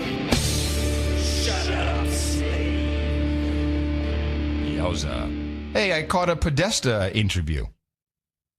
All of a sudden, he's out. Huh. Yeah, he was being interviewed. Good for him. Yeah, I thought maybe we'd check in and see what he thought were the main reasons for losing the election. Yeah, for those who don't remember, John Podesta, whose emails were not really hacked, but he just had he used the word password on a Gmail account. Yes, here we go. And it was like a daily drip, drip, drip. I think it was intended to be that. I think, obviously, the Russians working with Julian Assange weaponized the emails to try to do... Weaponized? Yeah, put depleted uranium in the emails. That's what happened right there. Weaponized the emails. You mean weaponize the content that was kind of embarrassing and crappy? The emails to try to do maximum damage to us. The timing of the release was, it's probably important to remember, which is it came out an hour after, they started doing this an hour after Access Hollywood tape was... The Pussygate tape. I didn't know that. Is that the timing of it? Is that what happened? I thought it was exactly the other way around, personally. I know. I'm pretty sure the Podesta stuff. Was out earlier. I think I think the Podesta stuff came after Pussygate. But the DNC hack came before. I got the impression, if I'm not mistaken, we have to find the timeline. But my impression was the hack of the DNC and the Bernie stuff came out, and then boom, NBC countered with Pussygate. What he's saying, and then I think it was a double counter with Podesta came after that. I think it was a bum boom bang, bing bong boom bong bong bong. Yeah, makes more sense. I mean, what would you wouldn't bring? Course. Of course, yeah, of course. So I think Podesta doesn't know what he's talking about. Well, he knows. He's not straddling. Let's put it that way. So I mean, I think it was intended to try to change the storyline to bring this back to emails. I think that there was, I'm sort of a boring guy, so there's nothing particularly salacious and sensational in the content, but they were. Except for the wet work. Another phenomena of this election, and with Russian involvement in this as well, was the production of fake news that became fodder in the campaign that I think just kept alive a kind of simmering, kind of dark cloud for the last month. This started right before the second debate. I think Hillary won all the debates. I think most commentators would agree with that. So that put off any particular effect, but it kept that storyline about emails alive. And then, as you know, I believe, and I think the campaign believes, that the letter that Jim Comey sent to Capitol Hill saying that he was taking a look at this other set of emails did enormous damage to the campaign in the last week. I agree with that. Totally. When the second Comey notation, whatever it was, he comes out and he says, the timing was... I think that was the killer. That was the end of people that were teetering on, I don't like this Trump guy, I'm going to vote for Hillary. And I can't trust Hillary. It just reminded everybody that she's not trustworthy. Now, if you can blame it on Comey, or you can blame it on Anthony Weiner, as far as I think they never mentioned him. I agree. That's the emails we still want to see. If that joker hadn't come out, had his laptop confiscated, that reopened the can of worms. That guy, I would say, if any one thing brought Hillary down, it was Anthony Weiner. It also reminded us of Anthony Weiner and Uma Abedin. How cruel karma is. Or humorous. Yes, humor, humorous. Yeah. Yes, definitely humorous. Yeah. I agree. Humor is always good. And in an odd fate of timing, I guess we could say, FBI seems to be back with their, we call it the 6-week cycle, but it's really just another phony baloney terrorist arrest, which has not been getting a lot of play. FBI announced... none of the recent ones have. Yeah, they announced that they arrested a 25-year-old Missouri man, and of course, this guy, he's probably weak of mind. He didn't even have the $20 necessary to buy the 9-volt batteries, duct tape, and roofing nails that his the only two people he ever spoke with were FBI informants, and they riled him up. They riled him up as usual. What they do? Well, they said, it's an old game. You're going to build something. You're going to blow everybody up. It's really good, and they kept him going. And you have to loan him the $20 is the irony. Even more ironic is he got picked up. He got arrested prematurely, I think, because he had an argument with his girlfriend at a Walmart or something like that. And he put his hand into a diaper bag, and everyone freaked out because they thought he was going to pull a gun. And it turns out there was a 9mm in the diaper bag, and that's why he was arrested. And so I guess had to pop it all early. They couldn't do a big dramatic reveal. Oh, so they blew it. Yeah, it was kind of. Well, these guys are unstable. Yeah, you got to get better patsies. Right. Get better patsies. Come and on. Of course, they're trying to use just dumb guys they find. I mean, they could do better than this. I have an ISO for you. Oh boy, this is despicable. Okay, here we go. This guy is disgusting. This guy is despicable. He is a monster. Yeah, and is this about our president, by any chance? No. It's about the gymnastics doctor, trainer, who apparently molested like 80 or 90 of these little gymnasts. Yes. Oh, my God. Guy and he claims not guilty. Hey, these are all, Going to one of our favorite little areas of the program here. Welcome to the program. Is depression era, signs, signals, things that tell us things are not going well. What did we have the other day? We had something I brought up. Yeah, you brought it up. I don't remember. What that was. It was something. We've had tiny houses. We've had flop tiny houses. We've got mac and cheese. We've got all living in a trailer. Yeah. What is the one that we love so much? Bugs. Well, I think mac and cheese is my favorite. No, I think Bugs is on deck. Oh, Bugs. The latest thing is eating bugs. Yes, yeah, Bugs. Bugs is on deck. Now, if you want to promote something. And by the way, I know where you're going. Okay, never mind. Go hit it. If you want to promote something, you got to get the promoters on the ball. And nothing better than to get a promoter who has something else to promote, which in this case would be a movie that she directed. Angelina Jolie in Cambodia with the kids eating bugs. Yep. See the hard part where you have the teeth? Oh, wow. Take the fangs out. Yeah. Have you done this before? Yeah.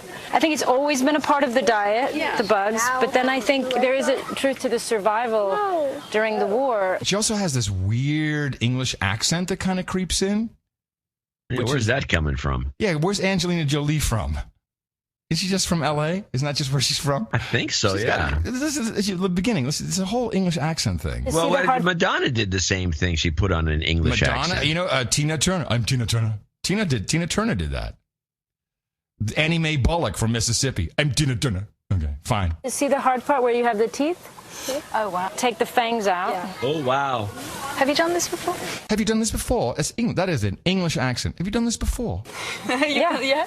I think it's always been a part of the diet, the bugs. But then I think there is a truth to the survival during the war. Yes. Of course, when people were being starved, they were able to survive on things like this, and they did. When was the first time you had these bugs? I first had them when I was first in country. When I was first in country. In country.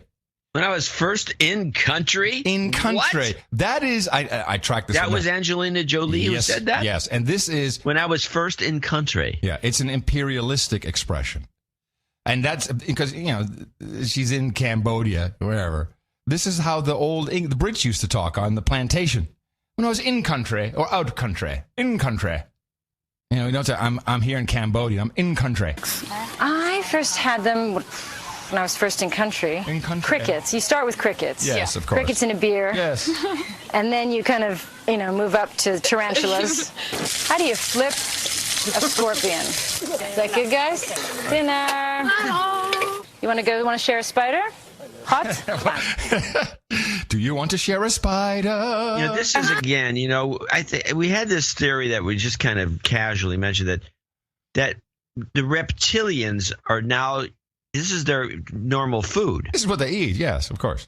Yeah, and so they're trying to make it look normal, make everyone so it's not so unusual.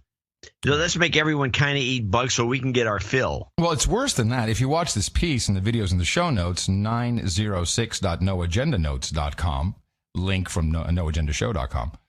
You see her cooking it, and she's doing it all with kids.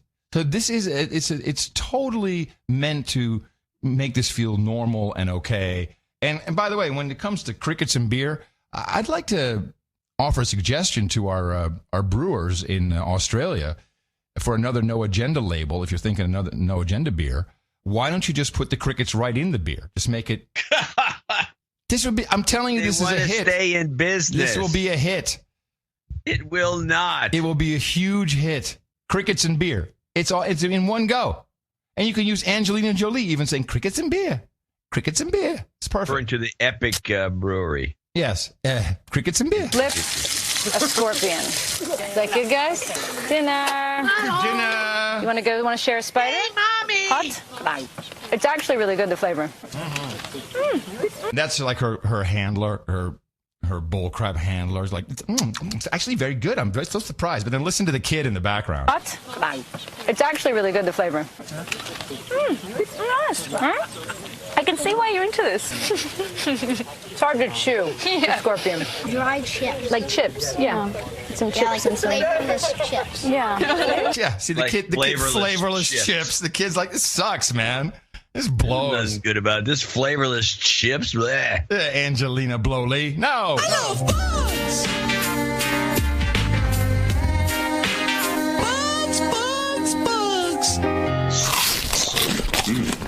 Tastes like poop. Tastes like poop. Now, while you're talking about these sorts of usages that she did in country, yes, I caught. Of course, it was on British television, but it was Lindsay Lohan, who is on her way to becoming a Muslim. Wait, stop. Why do I not know this? But you're not keeping up with the celebs. Man. I follow her on Twitter. She's becoming a Muslim? Yeah. If she's not already. Huh. So she's on this show, and she uses, I believe I have it clipped in here. I may have missed the Britishism, but she uses one very similar to in country or going to hospital or I'm going to at university. At university. With the Quran, you get Yeah, okay, play it. a lot of abuse suddenly and so on. How do you deal with that? When I was flying to New York recently, I was wearing a headscarf and I got stopped. There it is. Headscarf. I was wearing headscarf. I was wearing headscarf. Yes, she wasn't wearing a headscarf, which is the way you'd normally say it. Yeah. She was wearing headscarf. This is another one of these clipped Britishisms. Well, that's interesting because if you say I'm wearing a suit, you wouldn't say wearing suit. I was wearing dress. I was wearing bondage. There you go. I was going to the airport. I was wearing bondage. I was wearing headscarf. Please. With the Quran, you get a lot of abuse suddenly and so on. How do you deal with that? When I was flying to New York recently, I was wearing a headscarf and I got stopped. She opened my passport and saw Lindsay Lohan and started immediately apologizing, but then said, please, but take off your headscarf. Really? Yeah, and I did. I mean, it's okay, but what scared me is that moment, how would another woman who doesn't feel comfortable taking off her headscarf feel? That was really interesting to me. I mean, I was kind of in shock. This is horse shit. Listen to me. When you go to get your passport picture taken, there are very specific rules about going headscarf. And you have to show certain things. Almost all embassies make you do this. Ears is a big one. So if you're in headscarf, you have to take it off so they can compare your passport picture. I have a feeling maybe your passport picture showed old Lindsay Lohan, and now you're all offended. Give me a break. And they look at me. They look at me 3 times because my passport photo. She claims, as much travel as she's done, she claims in this little piece that she's never been stopped for anything ever. But she wasn't wearing headscarf. Yeah, apparently she wasn't that's the only reason. I've been stopped a number of times. I don't wear a headscarf, but go on. They stop me all the time and look up and down, up and down, up and down because my photo is, old, 10 years old, as we know. And it's me with really long hair. And people are like, so they have to look at it. That's not abnormal. Bitch. That was really interesting to me. I mean, I was kind of. And you felt that you had been deliberately targeted because they thought that you were an Arab. I don't know. I can't speak for what the purpose of it was, but it was really. Did they take you aside? How about you're a notorious drug user? I just wanted to make sure. What happened? I got double checked until she realized And you've never had that before? So there was no secondary. She's full of crap. Double checked. She would have said, I was taken to the little room and then they asked me again. No, she was just being questioned at the normal border. I had that before? No. It was strange. Did that freak you out a bit? It did. It did. It's weird. I mean, I'm from New York. I'm born and raised there, so I was a little intimidated. What was the reason that you were wearing the headscarf? Is that part of your studying? Well, you know what's so interesting to me is that when we look back on Grace Kelly and Audrey Hepburn and, these old Hollywood actresses, they used to cover up the same way with their big glasses and their headscarf. But that's not for religious reasons. That was presumably for privacy. Because maybe you don't want to be seen as much in the airport. My red hair doesn't exactly not stand out. So you were doing it for privacy reasons rather than for spiritual or religious reasons? I was doing it because I was leaving Turkey and out of respect for certain countries that I go to, and when I see certain people, I think I feel more comfortable acting the same as the other woman. That's just a personal respect issue for me that I have. Oh, it's so interesting. Perhaps we could get the same respect from people who come to America and act the same that you did in other countries. How's that for an idea? It's just a thought, Lindsay. I don't know why Lohan. I had this sense that you get irked by this I don't like her. I used to defend her, but not anymore. No, she's a douchebag. Well, then let me bring in my own douchebag. This is the use of the word penis. Penis is a word that is just not acceptable on mainstream television. In fact, it is so unacceptable that a professional, a Kennedy no less, Maria Shriver, was flummoxed and had to be saved by Matt Lauer because she didn't know what to do when Lena Dunham said the word penis. Lena Dunham, thank you so much for stopping by. Thank you. I had a chance to look at three shows for this new season, and it looks terrific. You saw a penis, right? Yeah. I saw more than that. I saw. Yeah, you caught me there for a second. I'm not sure if you're allowed to say that on television. You did. That's right. We saw. You can actually see a lot of things when you going out with a bang. You're going out with a bang. Okay. Well, we're just going out. What? Well, Matt, help! She just threw me off. I'm so sorry. Now, this would not be as funny or outrageous to me if Lena Dunham wasn't the proponent of all things women. What gives you the right to be joking about penis? What if John, hey, John, I saw a vagina.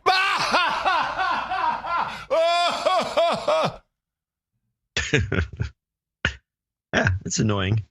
She's annoying. I don't know why they give her air. She's just not a. But she is on the other side of she's one of the spokespeople for the other side, dimension. Yes, I think she may be the leader of the other dimension. Now I think about it. Could be. Yeah, could be. Okay, let's see. Can we take a little trip to Euroland for a moment? I'd love to. Yes, elections on the way. We know what's coming up. The Netherlands, France, an update on Marine Le Pen. After Donald Trump's victory, Marine Le Pen as French president seems dangerously plausible. Why dangerous? In part because she wants France to abandon the euro. She says a country's currency is key to its sovereignty. If you don't have your own currency, you allow others to impose on your economic policies, your immigration policies, your social policies. The political austerity that is imposed today by the European Union is founded on the euro. I don't want to accept the euro, which is no longer a currency in the spirit of the European Union, but is in reality a weapon, that it sticks in our sides to force us to go where they please. The euro is a failure.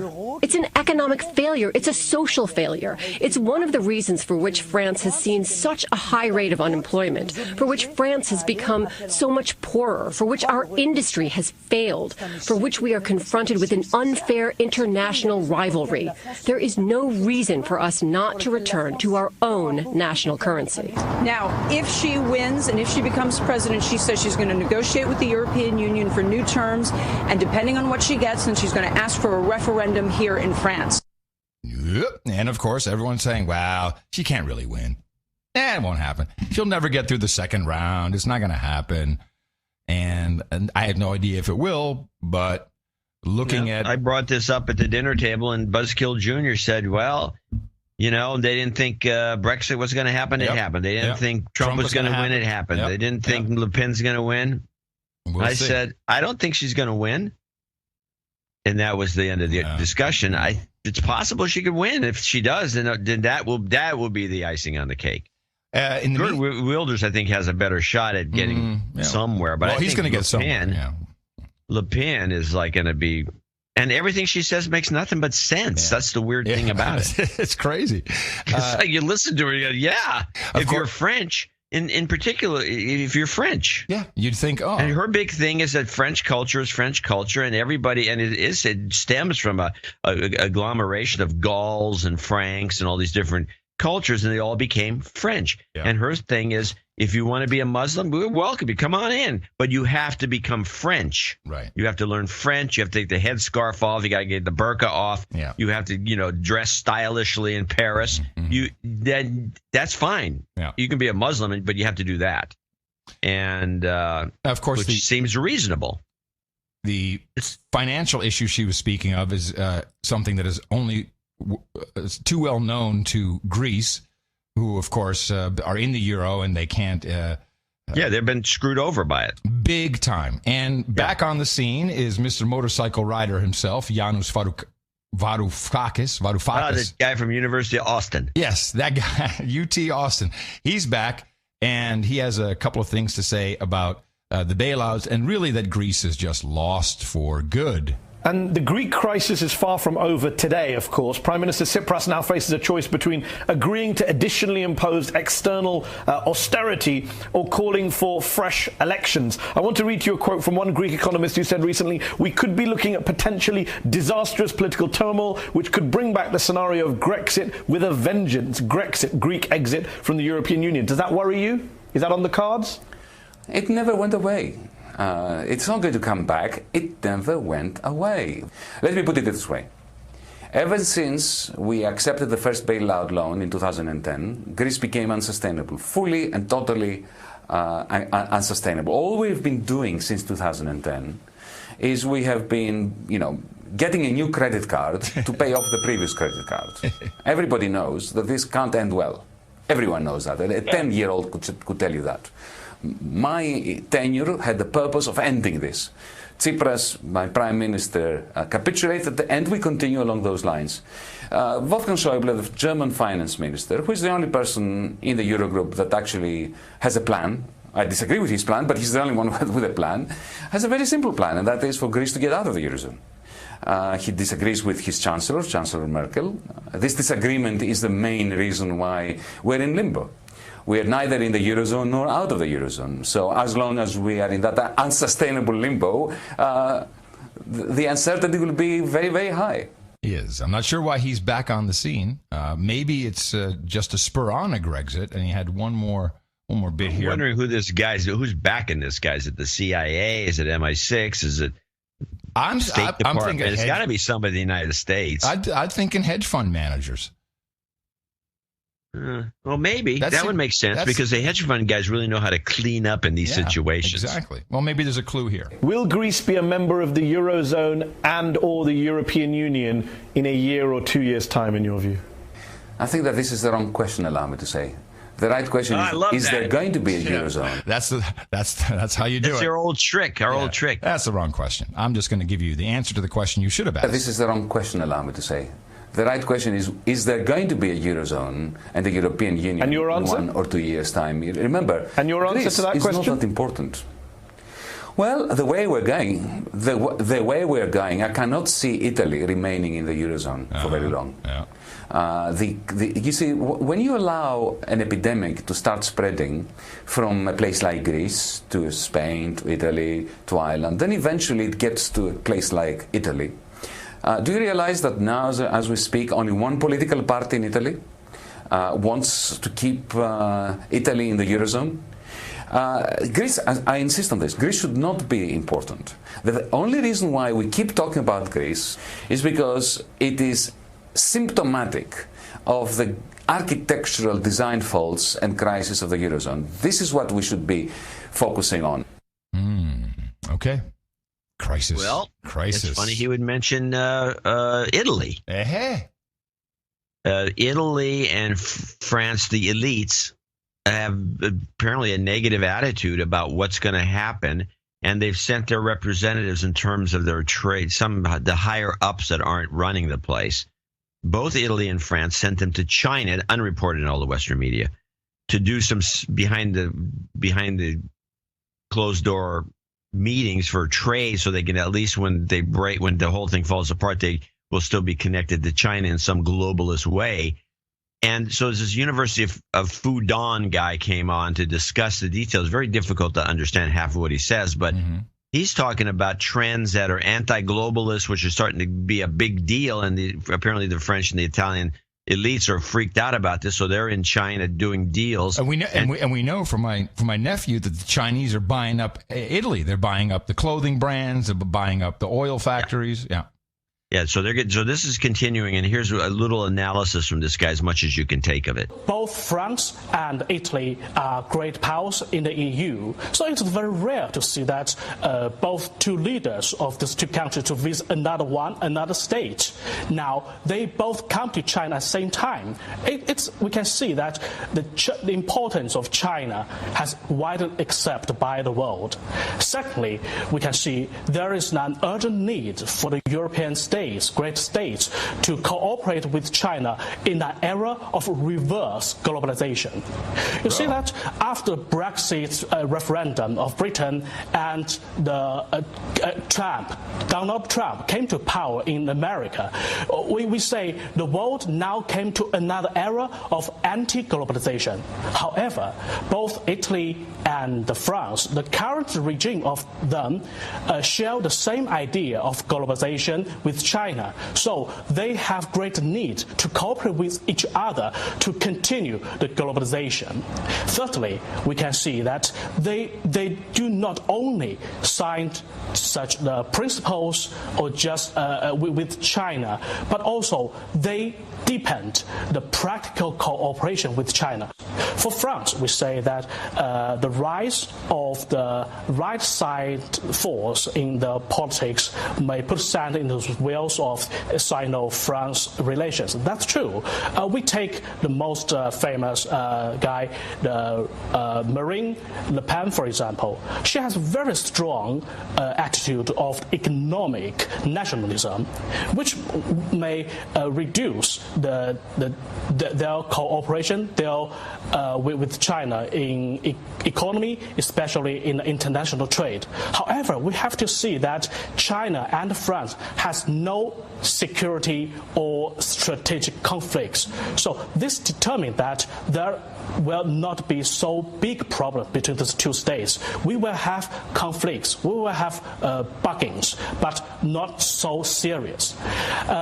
When it comes to Italy, we can say that the failure of the referendum of the constitutional structure is largely a domestic affairs rather than the Italian foreign policy. We know it was launched by Renzi, the former Italian prime minister, who aimed to promote the constitution to increase the governance and to boost the Italian economy. But rather than involving the Italians' foreign policy or China-Italy relations. So, in my view, that those two events maybe have some negative impacts, but very limited. Don't laugh.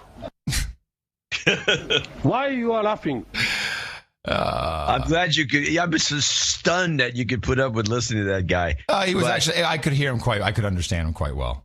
Yeah, he was making some good points, which is these guys. This is buffering. These guys are freaked about this nationalism coming on the scene, and they want to make sure they have these connections to China so they can still do the same kind of middleman business that they've been doing. The deals, they're deals, man. They love doing their deals, man. Deals. Hey, man, got us some deals. Yeah, exactly. Maybe we talk about Sweden then briefly. Okay. To refresh everyone's memory, what occurred is that the president, at his big rally, said, "Oh, Sweden! Oh, man, can you believe what happened yesterday?" And of course, he's really got to get better at this. There was nothing yesterday, but I think he was referring to, the thing I saw in Tucker Carlson yesterday. I don't know what he was referring to, but it was a mistake because, of course, there was nothing. But then, interestingly, a whole bunch of stuff happened. Yeah, 2 days later. Yeah, and I'm reading European reports of Swedish police saying, "Hey, we got a real problem here." The migrants there in a migrant neighborhood, there was rioting and burning, etc. And let me see. I didn't have a thing specifically. Where is he? Where's the guy? Hold on a second. That was under migrants. Oh, here it is. Yes. So the guy who did the documentary that influenced Trump to speak about this, he was. Remember, we played a bit from him when he was on Tucker Carlson show. Now he was with the overnight legend Don Lemon. Don Lemon trying to argue that the statistics are just not the statistics that they are. Well, you'll hear it. And this guy, what's his name? Amy Horowitz. He's the documentarian. He fights back. But according to official statistics, the Sweden Crime Survey, the sexual violence rate has been about the same from 2005 to 2014. And for the most part, the story of dark-skinned foreigners targeting blonde Northern European women is not one supported by the evidence. I'm confused. The numbers are the numbers. What is confusing you? 2 + 2 = 4. The numbers don't show what you're saying. 2005, I don't know if my mic is working. 2005, 2016, rape is up 50%. Yeah. And it's up every single year. Okay, I don't want to be rude, though, but are your ears and your eyes working? Because the numbers, as we're reading from BRA, right, and from the State Department, they don't show what you're saying. You're taking these numbers and you're manipulating them in the way that... There's no manipulation. They're right here. The raw numbers are up. That says BRA. Yeah. Yeah. Show me. But if you look at crime here in the United States, overall, for the past decade, crime is down. Crime is down. Right. There was a spike. Rape is down. There was a spike. Murder's down. In 1 year. Non-Sweden. Right. Over time. Non-Sweden. That's the same thing. No, but it's not skyrocketing. That's totally wrong. Okay, let's say that you're right. Murder is but up. There is no. Wait. Hold on. Okay. You're classifying this as a skyrocket. That crime is skyrocketing. Rape. It's not a skyrocket. So you think when rape is down in the United States and everywhere else in Western Europe, and then rape is up 50%, that's not skyrocketing? Because of the way they classify rapes now. Listen to me. The definition was before those numbers. If you had not classified unwanted touching, if you're at a concert and someone touches you on any part of your body, that is now in Sweden classified as a rape. So it is, was and not so it is before. in the United States. First of all, it's sexual assault, not rape. But it's not rape, it's sexual assault. It's sexual assault in the United States. No, but it's sexual assault. It's sexual assault in the United States, but it's not sexual assault in Sweden. Incorrect. It is now under the rape That's clause. not right. So we're mistaken about that. He's just mistaken about that. Yeah. And Don Lemon probably is just mistaken about that. Yeah, there's a lot of but also the meme numbers. There's meme numbers that people can fight against, but they create these meme numbers. Yeah, but the audacity of a gay man, that needs to be pointed out in this case, to say, well, it wasn't rape, it's if someone touches you at a concert. Really, Don Lemon? That's okay? It's okay just to touch someone at a concert? Just feel them up? Feel them up? That's okay? You don't think that's traumatizing? Douchebag. He is a douchebag. Yeah. Meanwhile, in Germany, it's crazy what's going on there. Germany, of course, is one of the countries that is very protective of its citizens' data. And you have to jump through all kinds of hoops, and you have to have data stored in the country, or at least in the European Union. They're very, very protective of their data. Yes, but for good reason. Yeah, except for now. They have a bad history. Yes. with the migrant situation, the government has drafted a law that allows authorities to tap into the phone and computer data of asylum seekers if there are doubts about their nationalities or any unusual move. Nice. Way to go. I'm sure it will only be used for migrants. Oh, yeah. Once it gets just classic. It is. Well, you know, we're going to hire a couple of ecstasy guys because they really know how to do this right. It is classic. It is totally classic. Well, wrapping up the migrants then. Wait, do I have... yes. Finish the migrants. I got a couple of things here I want to do. Migrant related?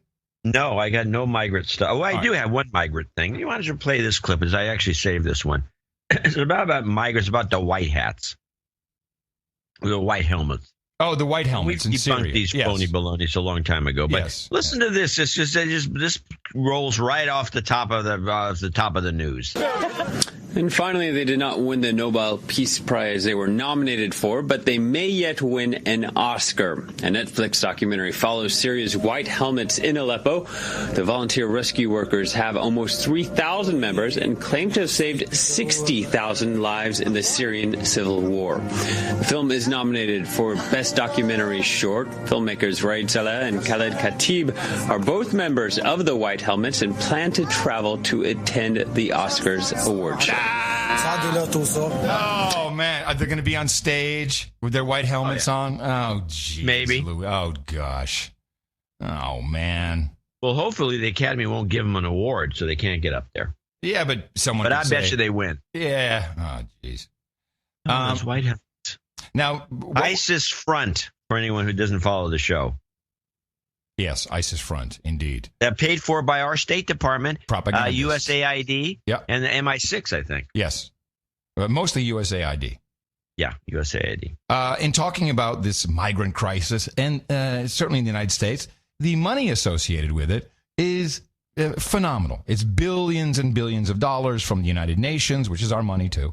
Most of it's our money, who cherry pick, hand pick, and send people off. And then you have the resettlement organizations, most of which are religious in nature.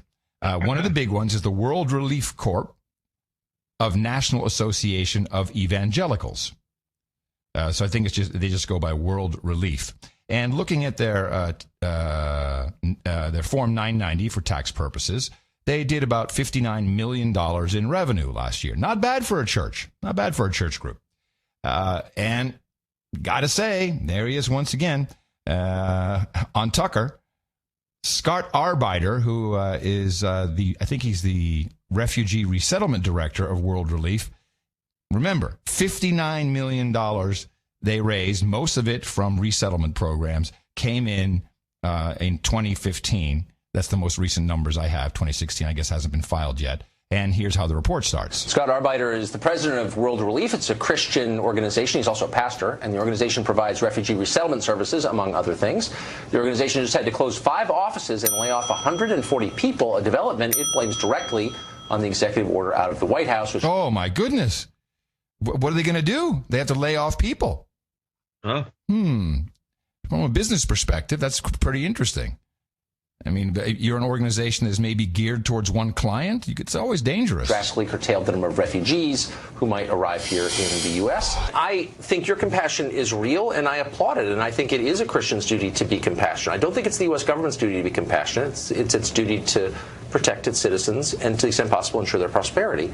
Well, I think the government decided to do both for many years. But why are you taking any government money? You take tens of millions of dollars from the government, and as a Christian organization doing what you see as your Christian duty, why should taxpayers subsidize that? Well, it's a good question, and it's interesting because the people that have been critics of ours for taking any money now to help in refugee resettlement, by the way, that's not new. We've been doing it for 7 presidential administrations since Reagan. So it's been an American value for 40 years through multiple administrations, not new for... It's been an American business for multiple... It's been an American scam. That's right. For us or for the American people to do that. But when we have helped the government resettle suffering people because they said, you know, the public-private partnership works. Oh, yeah. It's better when communities and churches are a part of this. I think people have expected that we would be either defensive or embarrassed about taking government money. We're actually proud that we do this work so well using so many volunteers, thousands of churches, tens of thousands of people to help the government accomplish what it decided to do. Wait a second, but you say on your, and I get that, but you say on your website you're doing this because it's biblical, you're doing it out of your Christian faith, which for the third time I respect. But how is it consistent with your Christian faith to give away something that doesn't belong to you, which is to say the country or tax dollars? If you're doing this out of Christian faith, why not pay for it?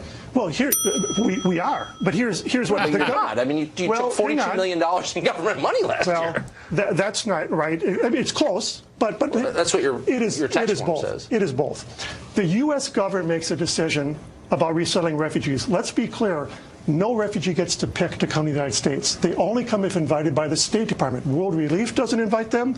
We don't pick them. We don't vet them. We don't even know who they are until the State Department hands us the file and says, we have chosen to resettle these refugees. Right. It's a government decision. And when the government decides to do that, they're coming at us and saying, would you help us then integrate But you're not answering my question exactly. So you're doing this as a Christian because you think it's your Christian duty, which I think is great.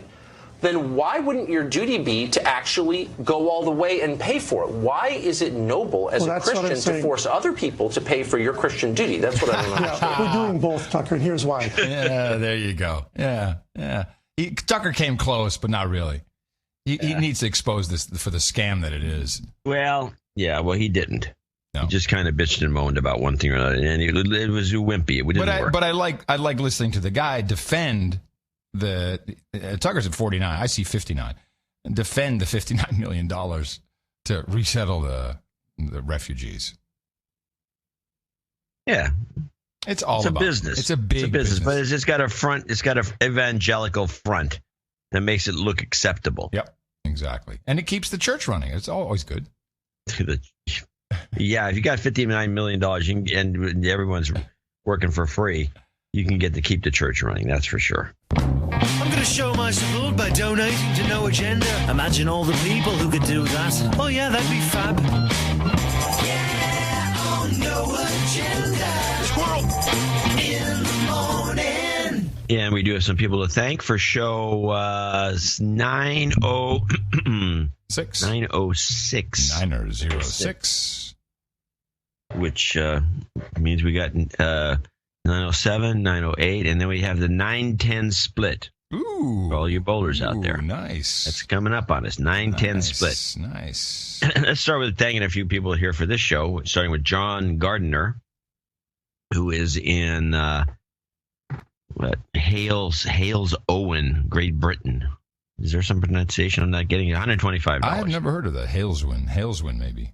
Haleswyn. Maybe.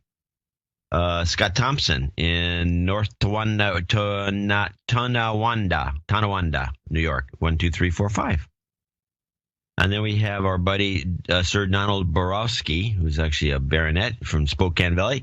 He sent us a note, not on the right letterhead, but I will read it. Is he out of the Federation? Is that what's going on with him? He's now at Hewlett-Packard, apparently. But he's also got a wire logo of some sort. So he's going to have trouble getting these notes read. This donation puts me over the top for my third knighthood, upgrading me to Baron. I would like to claim Spokane County as my protectorate, even though that would make me a count. I'm not sure what that means. I found the talk by Professor Ian Rutherford Plummer, show 902, particularly interesting. He stated that the Earth has been sequestering carbon dioxide for billions of years. Also noted that the current level of CO2 in the atmosphere is dangerously low. Cutting it in half would end land-based plant life. That's what we've been claiming. They're trying to kill us. It would end, if it ends plant life, it ends us. That's right. The paper explained that CO2 levels have decreased since the end of the last glacial era. If continued, the loss of CO2 would end land-based plant life in about 100,000 years, a mere blip on the geological clock. I conclude that the industrial society and large human population, I have to flip the page over, arrived in the nick of geological time. Our large-scale burning of fossil fuel has put much-needed CO2 back into the atmosphere, saving land-based life. Burning fossil fuels is saving the Earth, not destroying it, as most so-called environments would say. Signed, Baron Donald of the Fire Bottles. Wow, very nice. That's an interesting perspective. Yes. We enjoy these perspectives. Look forward to his ceremony later on. His change. Well, it's not really a ceremony. Well, we have a ceremony for the title. Yeah, I guess it's kind of, yeah. It's all right, let's onward. Gary Marquardt. Sorry. $115. Sir Jim Zuckel, $100. Michael Allen, $100. Sir Knight of the East Side, $90.60. And he has 24th birthday coming up. Boobs, boobs, boobs, boobs, boobs, boobs, boobs, boobs, boobs, boobs, boobs, boobs, boobs, boobs, boobs. Kimberly Lewis found the boobs, 8008, in the last newsletter, I believe. Yes. Andy Kluber found the boobs in Terre Haute, Indiana. Brian, Rosa, in Milton, New York, 8008. 800, I'm sorry, 80, wishful thinking. Walter Graham in Wilmington, Delaware. Boobs. A lot of boobs today. Everybody enjoyed the boobs. Yes, boobs are enjoyable. We put the boob Easter egg on Zabrinsky. Hey, the old man. Do you even have Mika's clip? Mika's clip. No, I figured. No, you put this in the newsletter. You make a big deal about it. And again, I'm like, oh, John's got it. And then you just, Adam will clip it. You know what? I figured you'd clip it. Yeah, you need to stop figuring that stuff. I guess. We did this. When you assume. No. I make an ass out of you and me. When you write in the newsletter, you'll hear lots of clips about this. Or, wow, you probably saw this. Then I'm presuming you come prepared for that. Well, I didn't. And let's just say that Mika Brzezinski, it's on. You could look it up. It's all over the place. Oh, sure. We could just give people a list of stuff to go look at and be done in 10 minutes. Yeah. Yeah, but that was a screw up on my part. Okay, there you go. That's fine. But what she said was, Trump thinks he's going to tell people what to think. That's our job to tell people what to think. Exactly. Anyway, it was kind of embarrassing for her. Yeah. She got some blowback, I think. I would think. Gerald Preston, parts unknown, 8008. John Knowles in Murfreesboro, Tennessee. We have an enclave there, by the way. Uh-huh. Again, boobs. We got a lot of boobs today. Yeah. John Knowles in Murfreesboro. Ben Truman in. It's a bevy of boobs. Bevy of boobs. Ben Truman in UK. Brent Stokes in the Woodlands, Texas. Actually, Brent sent a note in. I want to read it. Dear John and Adam, it's a very nice letterhead. Several years ago, I hit my 15-year-old son in the mouth, and he's been hitting back. Congratulations to Brandon Stokes for an additional passion for media deconstruction from No Agenda, and for turning 19 years. He's on the mailing list, or not the mailing list. He's on the list to be, and he's going to give. And Brent wants to give all this. This is for his sons a knighthood eventually. Oh, very nice. Duncan Geldhuis. Oh, this is I don't know how to pronounce. I would say Geldenhuis. Geldenhuis in Ascot. 80. Brian Kaufman in Phoenix, Arizona. Wait. He has a douchebag call out. Oh, does he? If possible, could I get a shot of karma? We'll do that at the end. And call out my dad, Patrick, as a douchebag. For enjoying the show, but not donating for a few months. Well, if he's donated before, he's not an entire douchebag. The show is gold. The show is gold. Brian Kaufman, we'd mentioned. Dwight Chick in Burlington, Ontario, Canada, 6789. Donald Napier, double nickels on the dime, a rare donation nowadays. When it was used to be very common. Louisa Tasty Bay Eva. What? Do you have? You got a happy birthday call out to her beloved husband? Is that on the list? Duiliet Sanguzen. Louisa Tasty Bayeva. Happy birthday to her beloved husband, Doliet Zanguzen from Kazakhstan. Oh, okay. Now that explains it. Yeah, got it. These names I've never encountered. James Durante in San Diego, California, 5223. Brandon Mink, Sir Brandon, I believe, in Tempe, Arizona, 50. These following people are $50 donors. Name and location, $50 each. Patrick Macomb, Sir Patrick in New York, I believe he's a sir. Patrick Kelly, another Patrick in Cincinnati, Ohio. Sandy Geisler in Watkinsville, Georgia. Levi, I don't know, is it Prinzing in Northfield, Minnesota? I'd say Prinzing. Yeah, Prinzing in Northfield, Minnesota. That's Matthew Yoder in Albany, Oregon. Daniel LeBoy in Bath, Michigan. I didn't know there was a Bath, Michigan. Jason Daniels, parts unknown. William Shaw and he's not actually didn't donate anything. No. So that should do it. Okay. Wow. Thanks, everybody. Thank you very much. We got a lot to do today. We have a lot of birthdays. We have a couple of sorts of make good. For Dan Baxter, he had donated $90.09 for episode 900. Somehow we skipped over him during the donation segment. It can happen. Pagination, I blame. I always blame pagination. Pagination it is. And then we have, I thought this would be coming. We do have a peerage issue, so I would like to call to attention the peerage committee.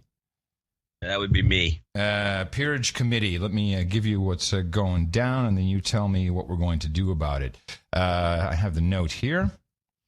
This is from an anonymous producer was knighted circumference on episode 902. The real circumference, who was knighted on episode 855, has taken issue with the title Trespass. What say you, Peerage Committee?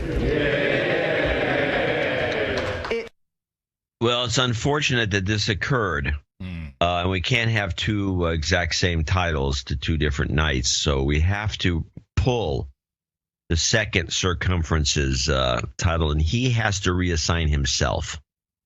So that he's an anonymous donor. He knows who he is. I would hope. And he's going to have to change circumference to something else. It could be close. It could be something else. He's and as is the original circumference, they're both punsters. They like the idea of a pun as a title, so I'm sure there's plenty of puns that he can come to grips with. And we sincerely, on behalf of the entire Peerage Committee, which is me, we sincerely apologize for this mistake. Okay. So much for the Peerage Committee. That should be taken care of. All right. Thank you, everybody. Also, thanks everyone who came in under $50. That is typically for reasons of anonymity, and people on the subscriptions. It's highly appreciated. It's our value for value concept. We don't take any commercial money from anywhere, anybody, anything, only from you. That's why we call you producers. And, of course, we'll have another show coming up on Sunday. Dvorak.org/NA. For anybody who needs some karma, some jobs karma specifically. Jobs, jobs, jobs, and jobs. Let's vote for jobs. You've got karma.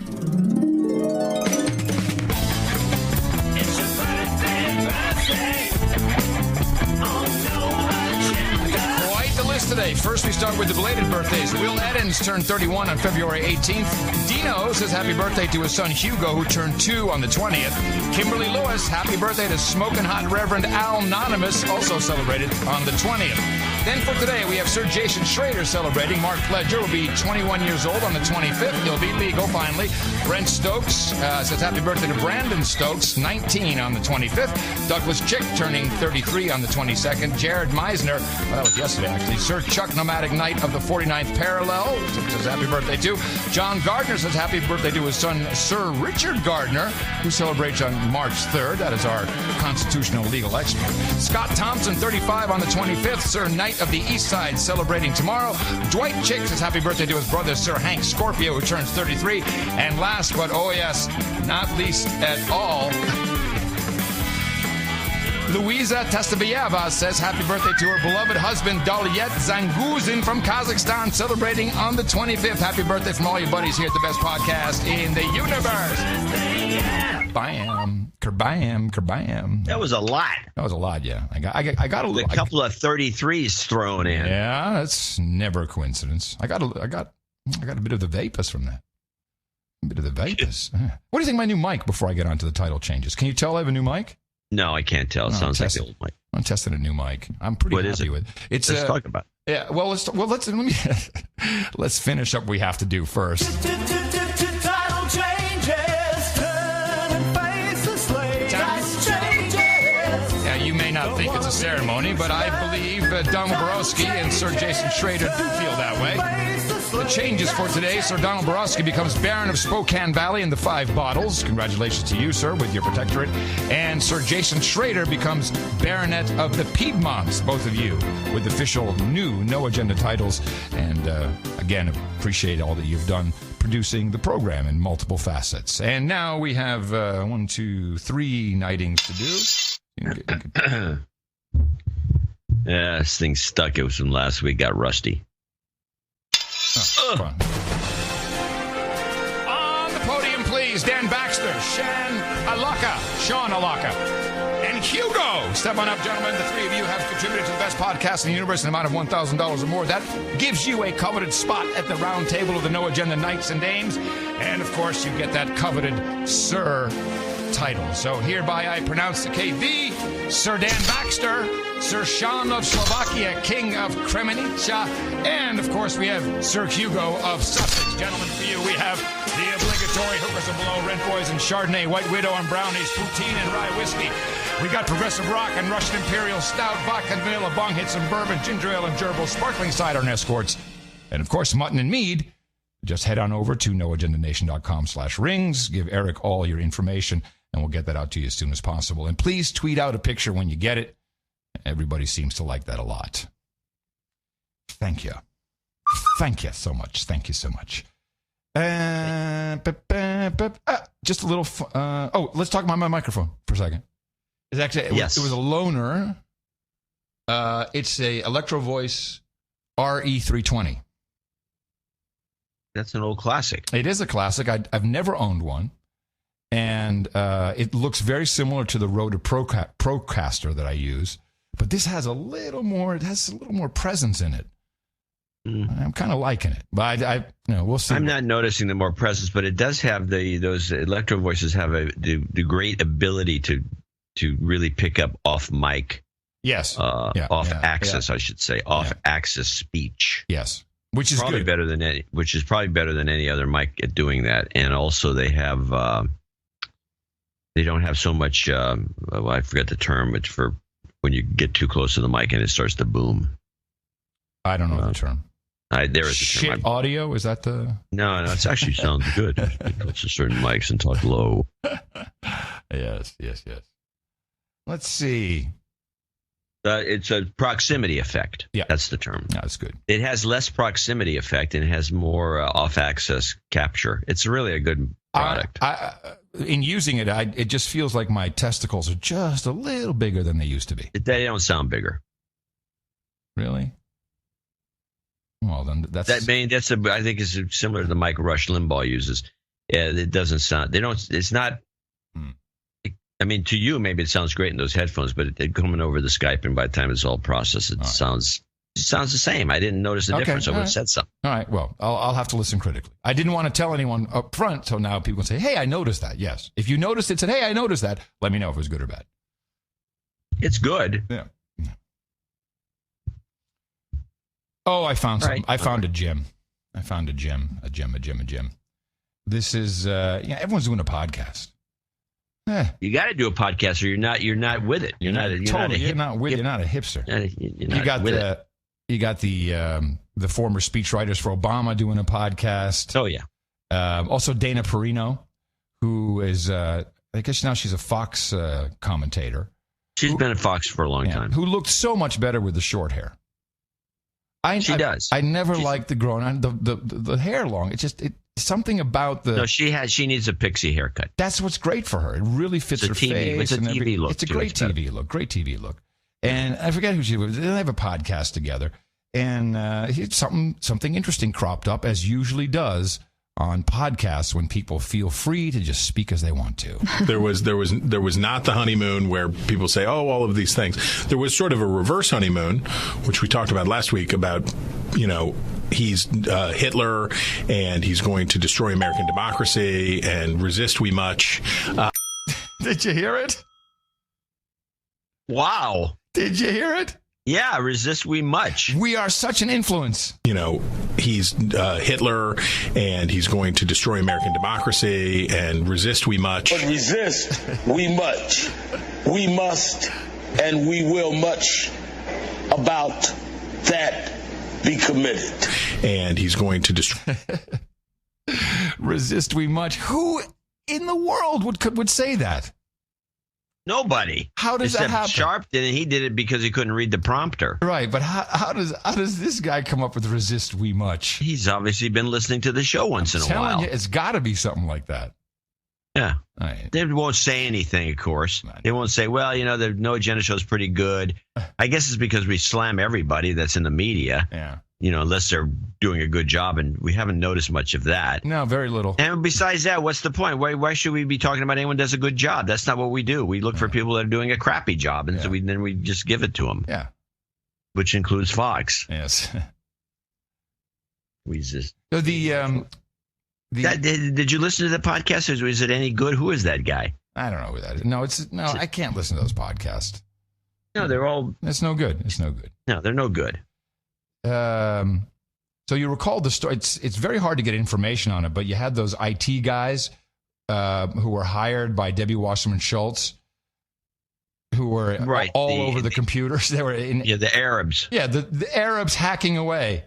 Yeah. Well, it turns out they also took $100,000 in cash from an Iraqi politician while they had administrative level access to the House of Representatives computer network. Now, wow. Yeah, these guys are doing these guys know how to do it. I mean, this needs to be investigated. This is where is it's a scandal? It's a Democrat scandal. They're not going to investigate it. Yeah, but shouldn't the United States government investigate? Well, maybe Sessions might do it, but he's trying to lay a little low. He seems to be busy.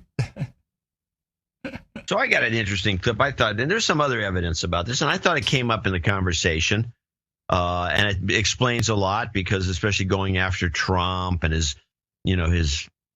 immigration changes and all the rest of it. Yeah. Play this little clip. This is a guy who was an FBI guy in Saudi Arabia when John Brennan was in Saudi Arabia. His name is John Guandolo, I think. And he's got this is like it's something that's bubbling up under the surface. It's not hit the mainstream at all yet. And nobody's denying it, really.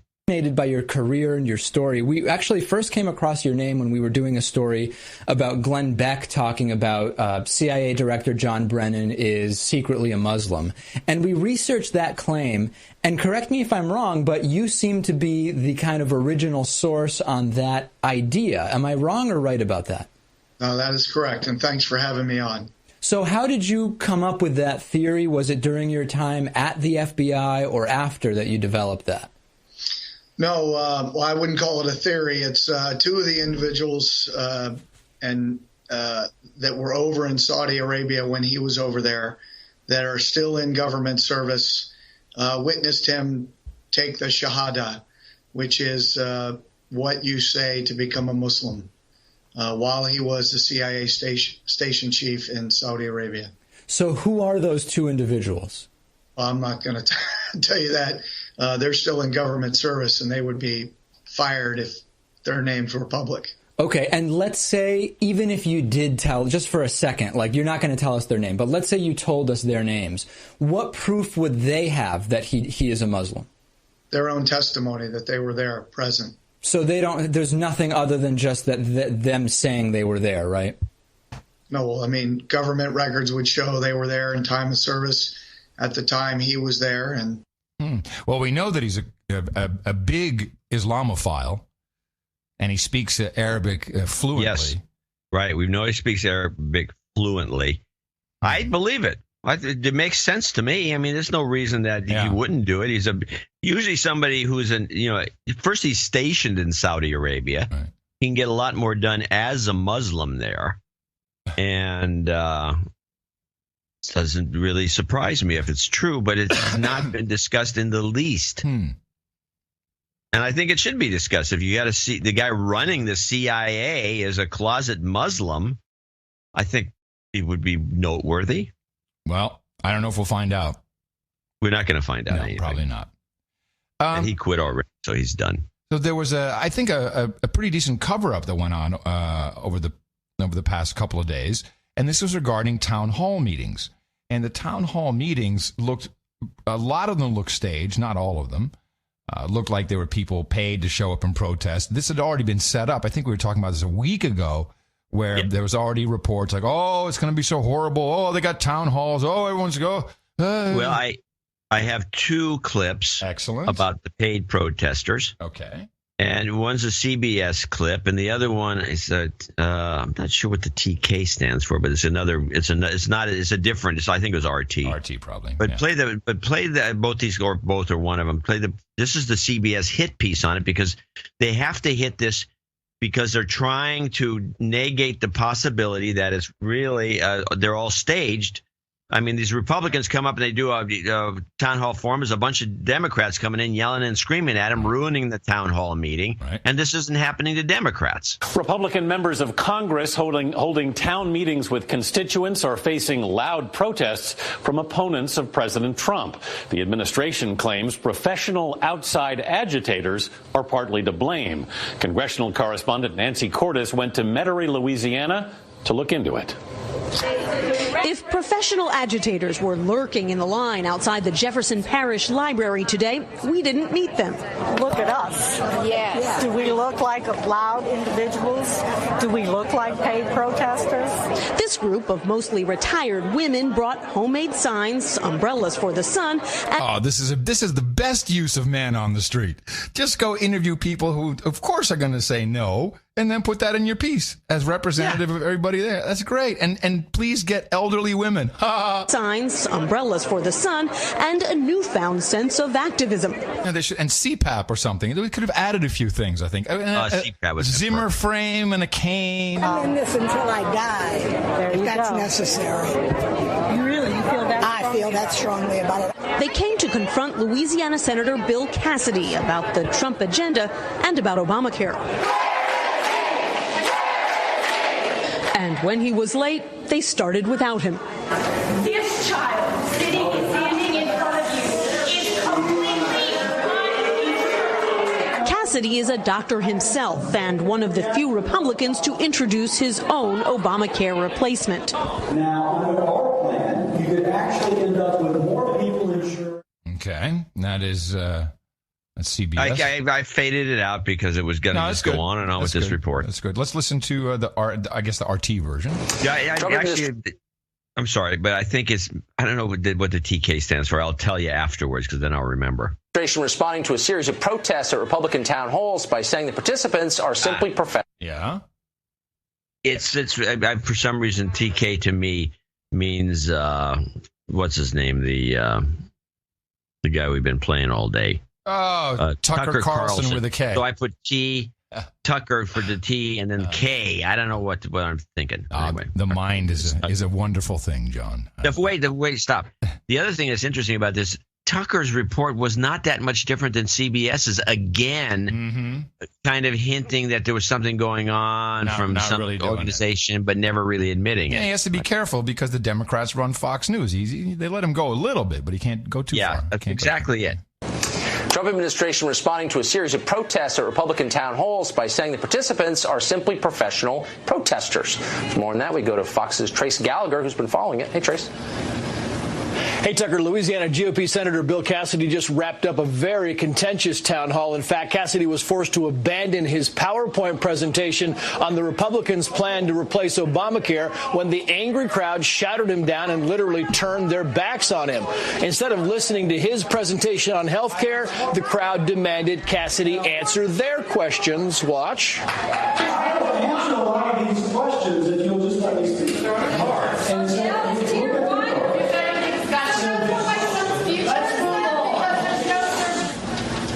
Of course, This type of scene has been playing out across the country, leaving many Republicans to question the origins and motivations of the crowds. After Utah Congressman Jason Chaffetz's town hall was stormed by protesters, Chaffetz told the Deseret News that he believes those who attended were, quote, paid out-of-state rabble-rousers. When pressed for evidence to support his claim, a Chaffetz spokeswoman pointed to a police statement saying some of the protesters did not live in Utah, but police later said most of those on hand were locals. Even Chaffetz amended his statement saying, quote, the overwhelming majority of people there were Utahns. They weren't paid. Were there some paid components to it? Yeah, I'm convinced there were. But so far we have found no confirmation that protesters are being paid, although some of them are being organized and partially trained by groups like MoveOn.org and the Center for American Progress. Today, President Trump tweeted, quote, the so-called angry crowds in home districts of some Republicans are actually, in numerous cases, planned out by liberal activists. Sad. All right. So here is Brooke Baldwin participating in the cover-up. Let me just ask you more broadly on the folks who are showing up. Again, you have, town hall number 3 tonight, and you have the White House and with the president's tweet, and even Sean Spicer saying, half of these people, have valid issues, but half of them, he said, are some professional manufactured protesters. I mean, how dangerous is that sort of language, or do you agree with the president, with the White House? It's dangerous kind of language. It's dangerous. What? It's hate speech. On their criticism of these people. I can speak for my district. I will tell you, sure, there's the local opposition party, the faithful opposition, has organized, has shouted, stuff like that. Yeah. I want to hear them and listen to them, how not be dangerous shouted. is it? It's I'm listening to you, and I hear you're saying there are people there. How dangerous is it to have the president lump all these people together as organized by liberal activists, which is precisely what he did in that tweet? Okay. So I believe that they are. Okay, go on. Give me your thing. I got a thing, too. Well, what I have is, so they covered this up. They tried to cover up totally. It was a whole setup. They were ready for it. Everyone was good to go. And what they forgot to do, though, is they forgot to send the protesters to California. They forgot to, you got people protesting. But wait a minute, where's the Republicans? Oh, I don't know. But here's what happened at a town hall meeting in Los Angeles, specifically regarding the sanctuary city of Los Angeles, with a black citizen of the city. There are 90 million Americans out of work who want to work in this country. Sanctuary cities are racist. The black communities alone have been destroyed by illegal immigration. It's like we're going through the second civil rights movement. I'm an American citizen. My people have been here since the start of this country. Traced back from the person, which was a female, off the slave ship. My people were here, okay?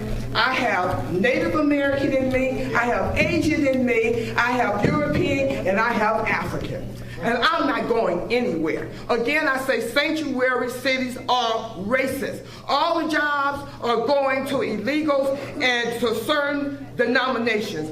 That is wrong. You're not going to be allowed to get away with it. Your time is going to be up. You want us to feel for your families, but you don't feel for our families. Again, the black community has literally been destroyed by racist, illegal immigration, and we're not going to have it. When my people do a crime, we get 3 strikes. Your people do a crime, they get amnesty, they get benefits, and they're not paying taxes. Okay? Publication 17 IRS. They're allowing you people to claim people in Mexico. I couldn't even claim people in New Orleans when there was a flood. I couldn't claim my people. I ended up moving down there. But it's over. It's over. Right. Thank God for Trump. Thank God for Sessions. And you should be ashamed of yourself. How dare you? Look up publication 17, page 25 and 26. How in the hell are you allowed to claim people in Mexico? Yeah. And get away with it and not pay taxes? I am outraged. I'm a tax preparer. I manage a tax store in 4 different states. That ITIN number, they're using it as a Social Security number. All the Social Security numbers that you don't steal. And it's going to be shut down. There you go. Of course, we can't broadcast any of that. That would be very bad. No, heaven forbid. But we can play this, which was on Tucker Carlson, and this is a guy came on from discussing black unemployment and illegals. 40% of the 18-point decline in labor force participation rates among black males is attributable to the oversupply of illegal immigration labor competing with them. So we're talking about, at the very low end, hundreds of thousands of blacks losing jobs, probably, if you do the math, up to 1.2 million blacks losing jobs. This has significant, obviously, impacts on the black community.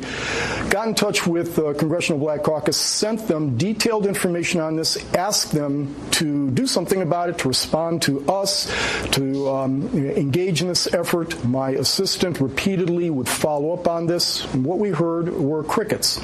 Did the same thing with President Barack Obama. Crickets again. Oh, yeah. Mm-hmm. Well, this is the sort of thing that the black Hillary supporters, are maybe coming around on slowly. Yeah. Because Hillary just wanted to open the borders wide open all the way from South America to Canada, as far as she's concerned. You really have an issue on your hands, even though that's not going to happen now. But back to these protests that are going on with these guys doing their town hall meetings, which all that's going to do is take town hall meetings and get rid of them, because nobody's going to do this. I blame the whole thing on the OFA, the what's it called? Something Organizing for America. Yes. This is Obama's operation. Yes. And Obama's operation, you go to his website, it's ofa.us, because I don't think they could get org. So they got ofa.us, and it's all about these things. And yes, these people are not paid protesters, but they are organized protesters, and they're organized by mostly OFA. And if you look at their websites, Get Training, they actually do the training. Yeah. It's all Saul Alinsky style. That's why they're so disruptive. And it's all what Obama learned when he was a community organizer, only taken to the next level. And they're disrupting everything, because this is what he does. Right. And he gets a lot of money for it, and only recently went to a nonprofit status. Oh, really? But there's a bunch of stories about it just going nonprofit. But this is at ofa.us, and you'll see where all this is coming from. And it's Obama. Yeah. No, it is. It's also known as Obama for America, not just OFA. Obama for America. Less than 10 minutes to go. Thanks, everybody. And it's your 10-minute warning. I would like to play one more clip. This is my last one. I got a couple things to hold over for Sunday, including reproducibility in science. I'm very excited about that. I bet you are. But we have, now we've had, let's see, racists. We've had misogynistics. We've had, what else have we had? We've had Putin lover. We just haven't done enough. Carrying water for the Kremlin. Carrying water for the criminal in chief with the orange thing on his head. Well, we just have not had enough anti-Semitism. We need more talk about how this entire administration hates Jews. Yeah. We really need more of it. So, Q and Frank Center. The president, his silence was deafening. His silence is why there is a cancer of anti-Semitism in the White House.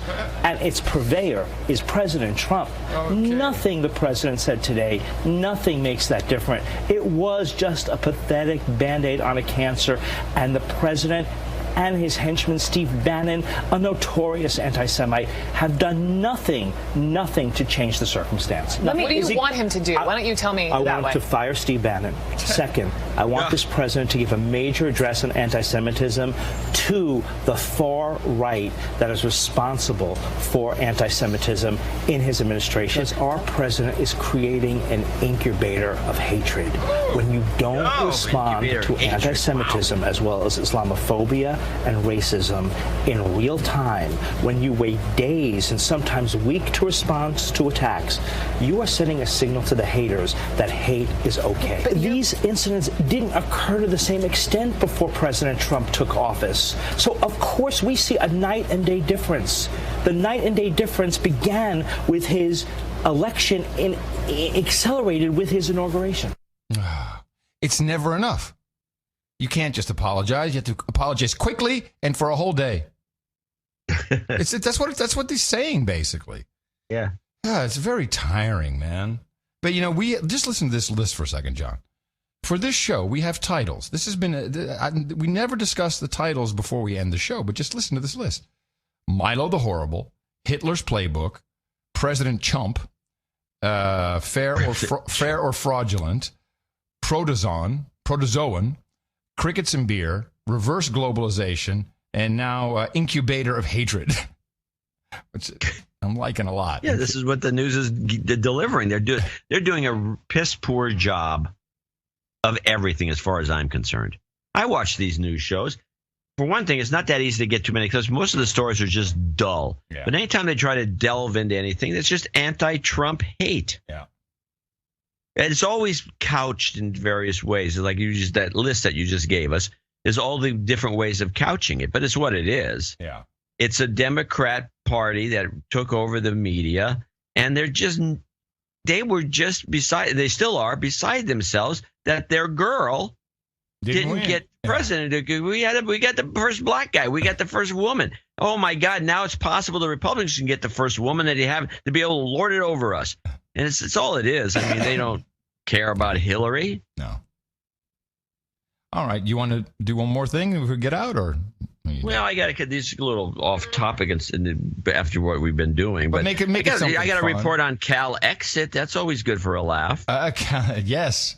What the Californians have always accused the Texans of being nut jobs for wanting to leave the union. Well, here you go. Meanwhile, furious opposition to President Donald Trump's leadership and policies continues to grow across America. In the state of California, 1 in 3 now thinks secession may be the only solution. Here's Caleb Mopan.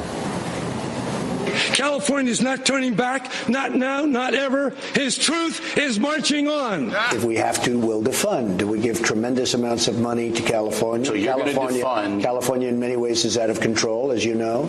Obviously, the voters agree. Otherwise, they wouldn't have voted for me. Donald Trump and the Golden State are clearly not happy with each other. Californians have been approved to start collecting signatures for a state referendum on Cal Exit.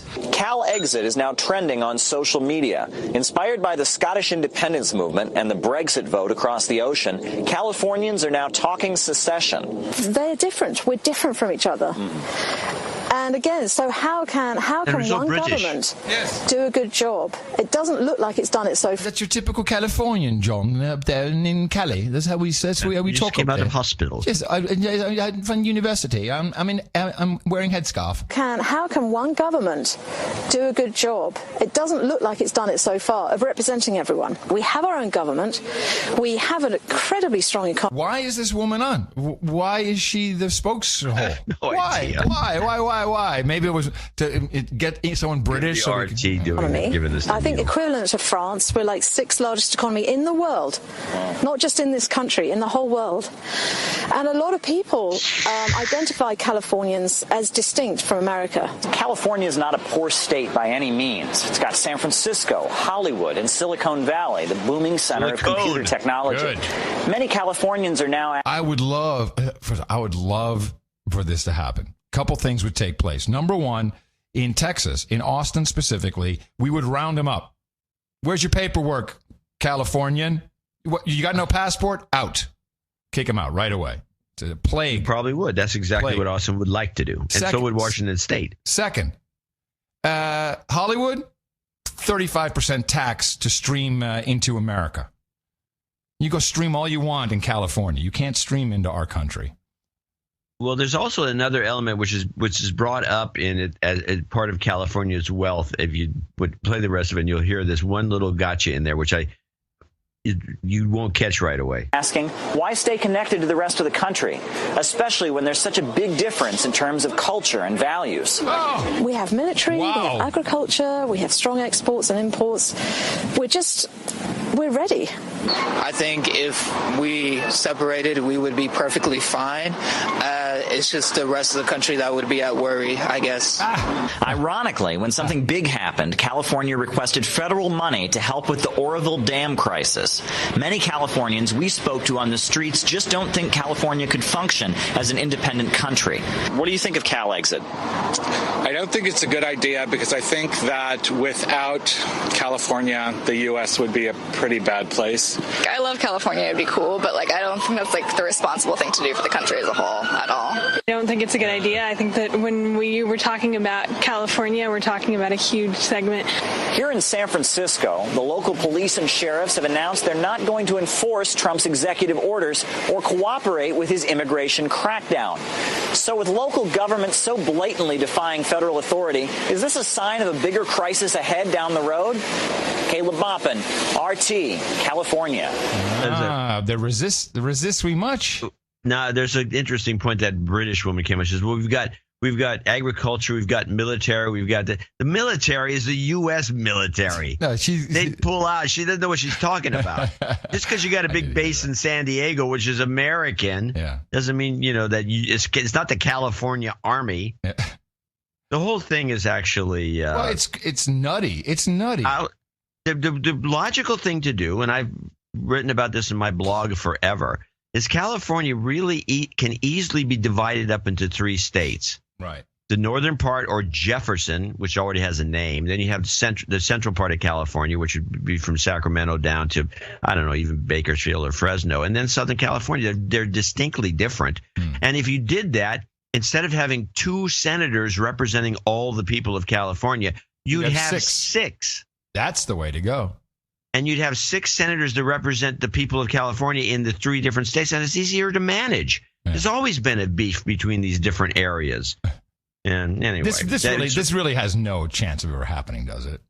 No, none whatsoever. But it's funny. I do have one last little clip just as a joke. Okay, I gave you the 10-minute warning, so don't complain to me. This is the shorty. Yeah. This is just a medley I picked up from one of the channels of Obama in 2011, 2013, 2014, 2015, and then the spokesman for the Defense Department saying this is just a funny bit about Obama saying we're never going to have boots on the ground. We've heard these clips before, but putting them together is funny. I will not put American boots on the ground in Syria. We should not be drawn once more into a long and costly ground war. It will not involve American combat troops fighting on foreign soil. The resolution we've submitted today does not call for the deployment of U.S. ground combat forces to Iraq or Syria. I'm just curious if this is part of some kind of devious grand strategy to say one thing and then do the complete opposite of it. I mean, there's no point in arguing the boots on the ground rhetoric. It's absolutely no point in it. I'm not disputing the fact that we have troops on the ground and they're wearing boots. That was one of my favorites. A classic. Well, just so you know, the No Agenda Show actually has boots on the ground everywhere. We do have people who work in places of great wealth of information. Yes, we do our best. Yes. All right. Sunday, we'll be back for another program. I will be doing the show from Fayetteville, also known as Fayetteville, Arkansas, from the Airstream of Consciousness. What's in Fayetteville? Tina's daughter goes to school there. It's a Mother's Weekend. Oh, this is the University of Arkansas. Yeah. So that's a good school. Yeah, and I'll hang out with my dude named Ben friend up there, and I'm sure we'll have a Razorbacks. report. The Razorback. Go Razorbacks, yes. And another show coming up on Sunday, as I said. Remember us at Dvorak.org/NA. Coming to you from the Crackpot Condo. It's here in the skyscraper in downtown Austin, Texas. It is the capital of the Drone Star State and in FEMA Region 6 if you're looking for it on the map. Until next time, everybody. Adios, mofos. I should have said I'm Adam Curry. That's right. Yeah, that was my cue. I'm John C. Dvorak over here, and there's still a wonderful day in the neighborhood. Adios. I'm sorry, I messed that up. Yes, until Sunday. Adios, mofos. There we go. Bye.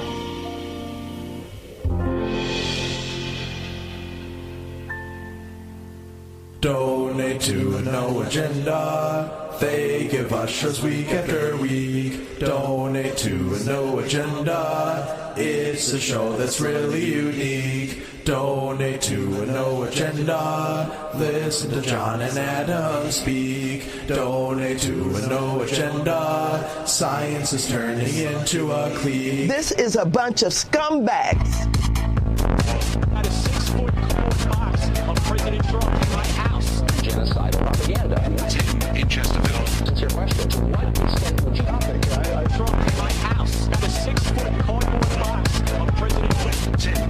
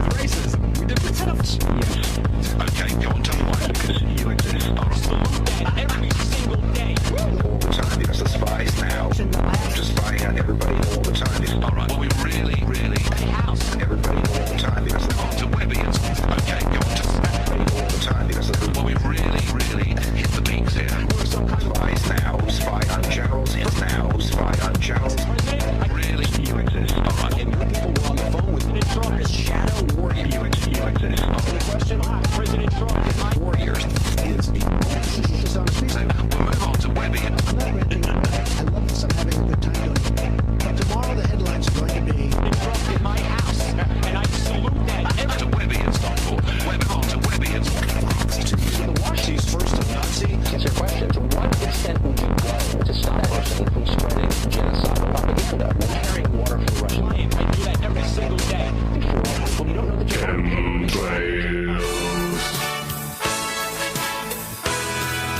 Roll up for the magical shape-shifting Jews. Step right this way. Roll up for the shape-shifting Jews. Roll up, the magical shape-shifting Jews. Roll up, a little illustration.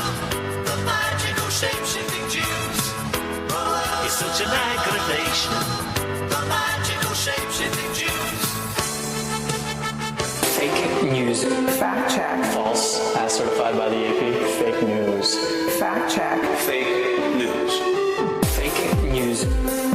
I'm changing it from fake news now. Very fake news. Fake news. A rare glimpse into the mind of the president. Fake news. The verbal equivalent of a tweet storm. Fake news. A lot of controversies and crises. Fake news. His critics said he was unhinged. Fake news. Campaign to delegitimize the mainstream media. Fake news. Display of accusations and exaggeration. Fake news. Left many observers bewildered, Fake news. disorganized, and ineffective. Fake news. Do you actually know what the definition of fake news is? What we're doing right now? 100% false. I'm changing it from fake news now. Very fake news. 100% false. This guy is disgusting. This guy is despicable. He is a monster.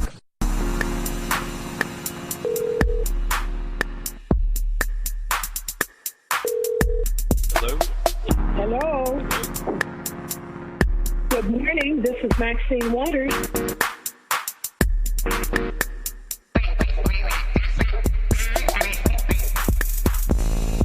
Shake it, shake it. Wow.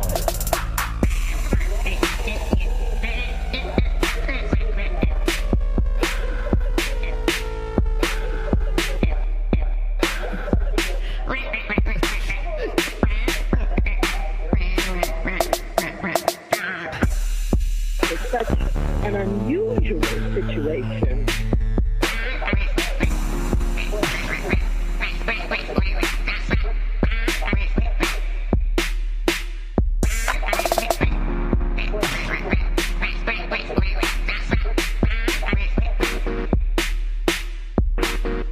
It was a technical difficulty. Shake it, shake it. Wow.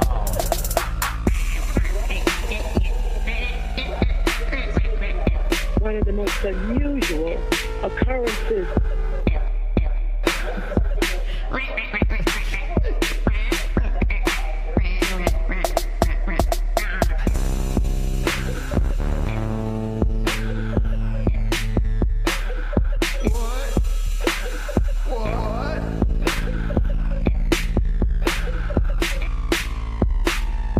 Yeah, she's doing fine.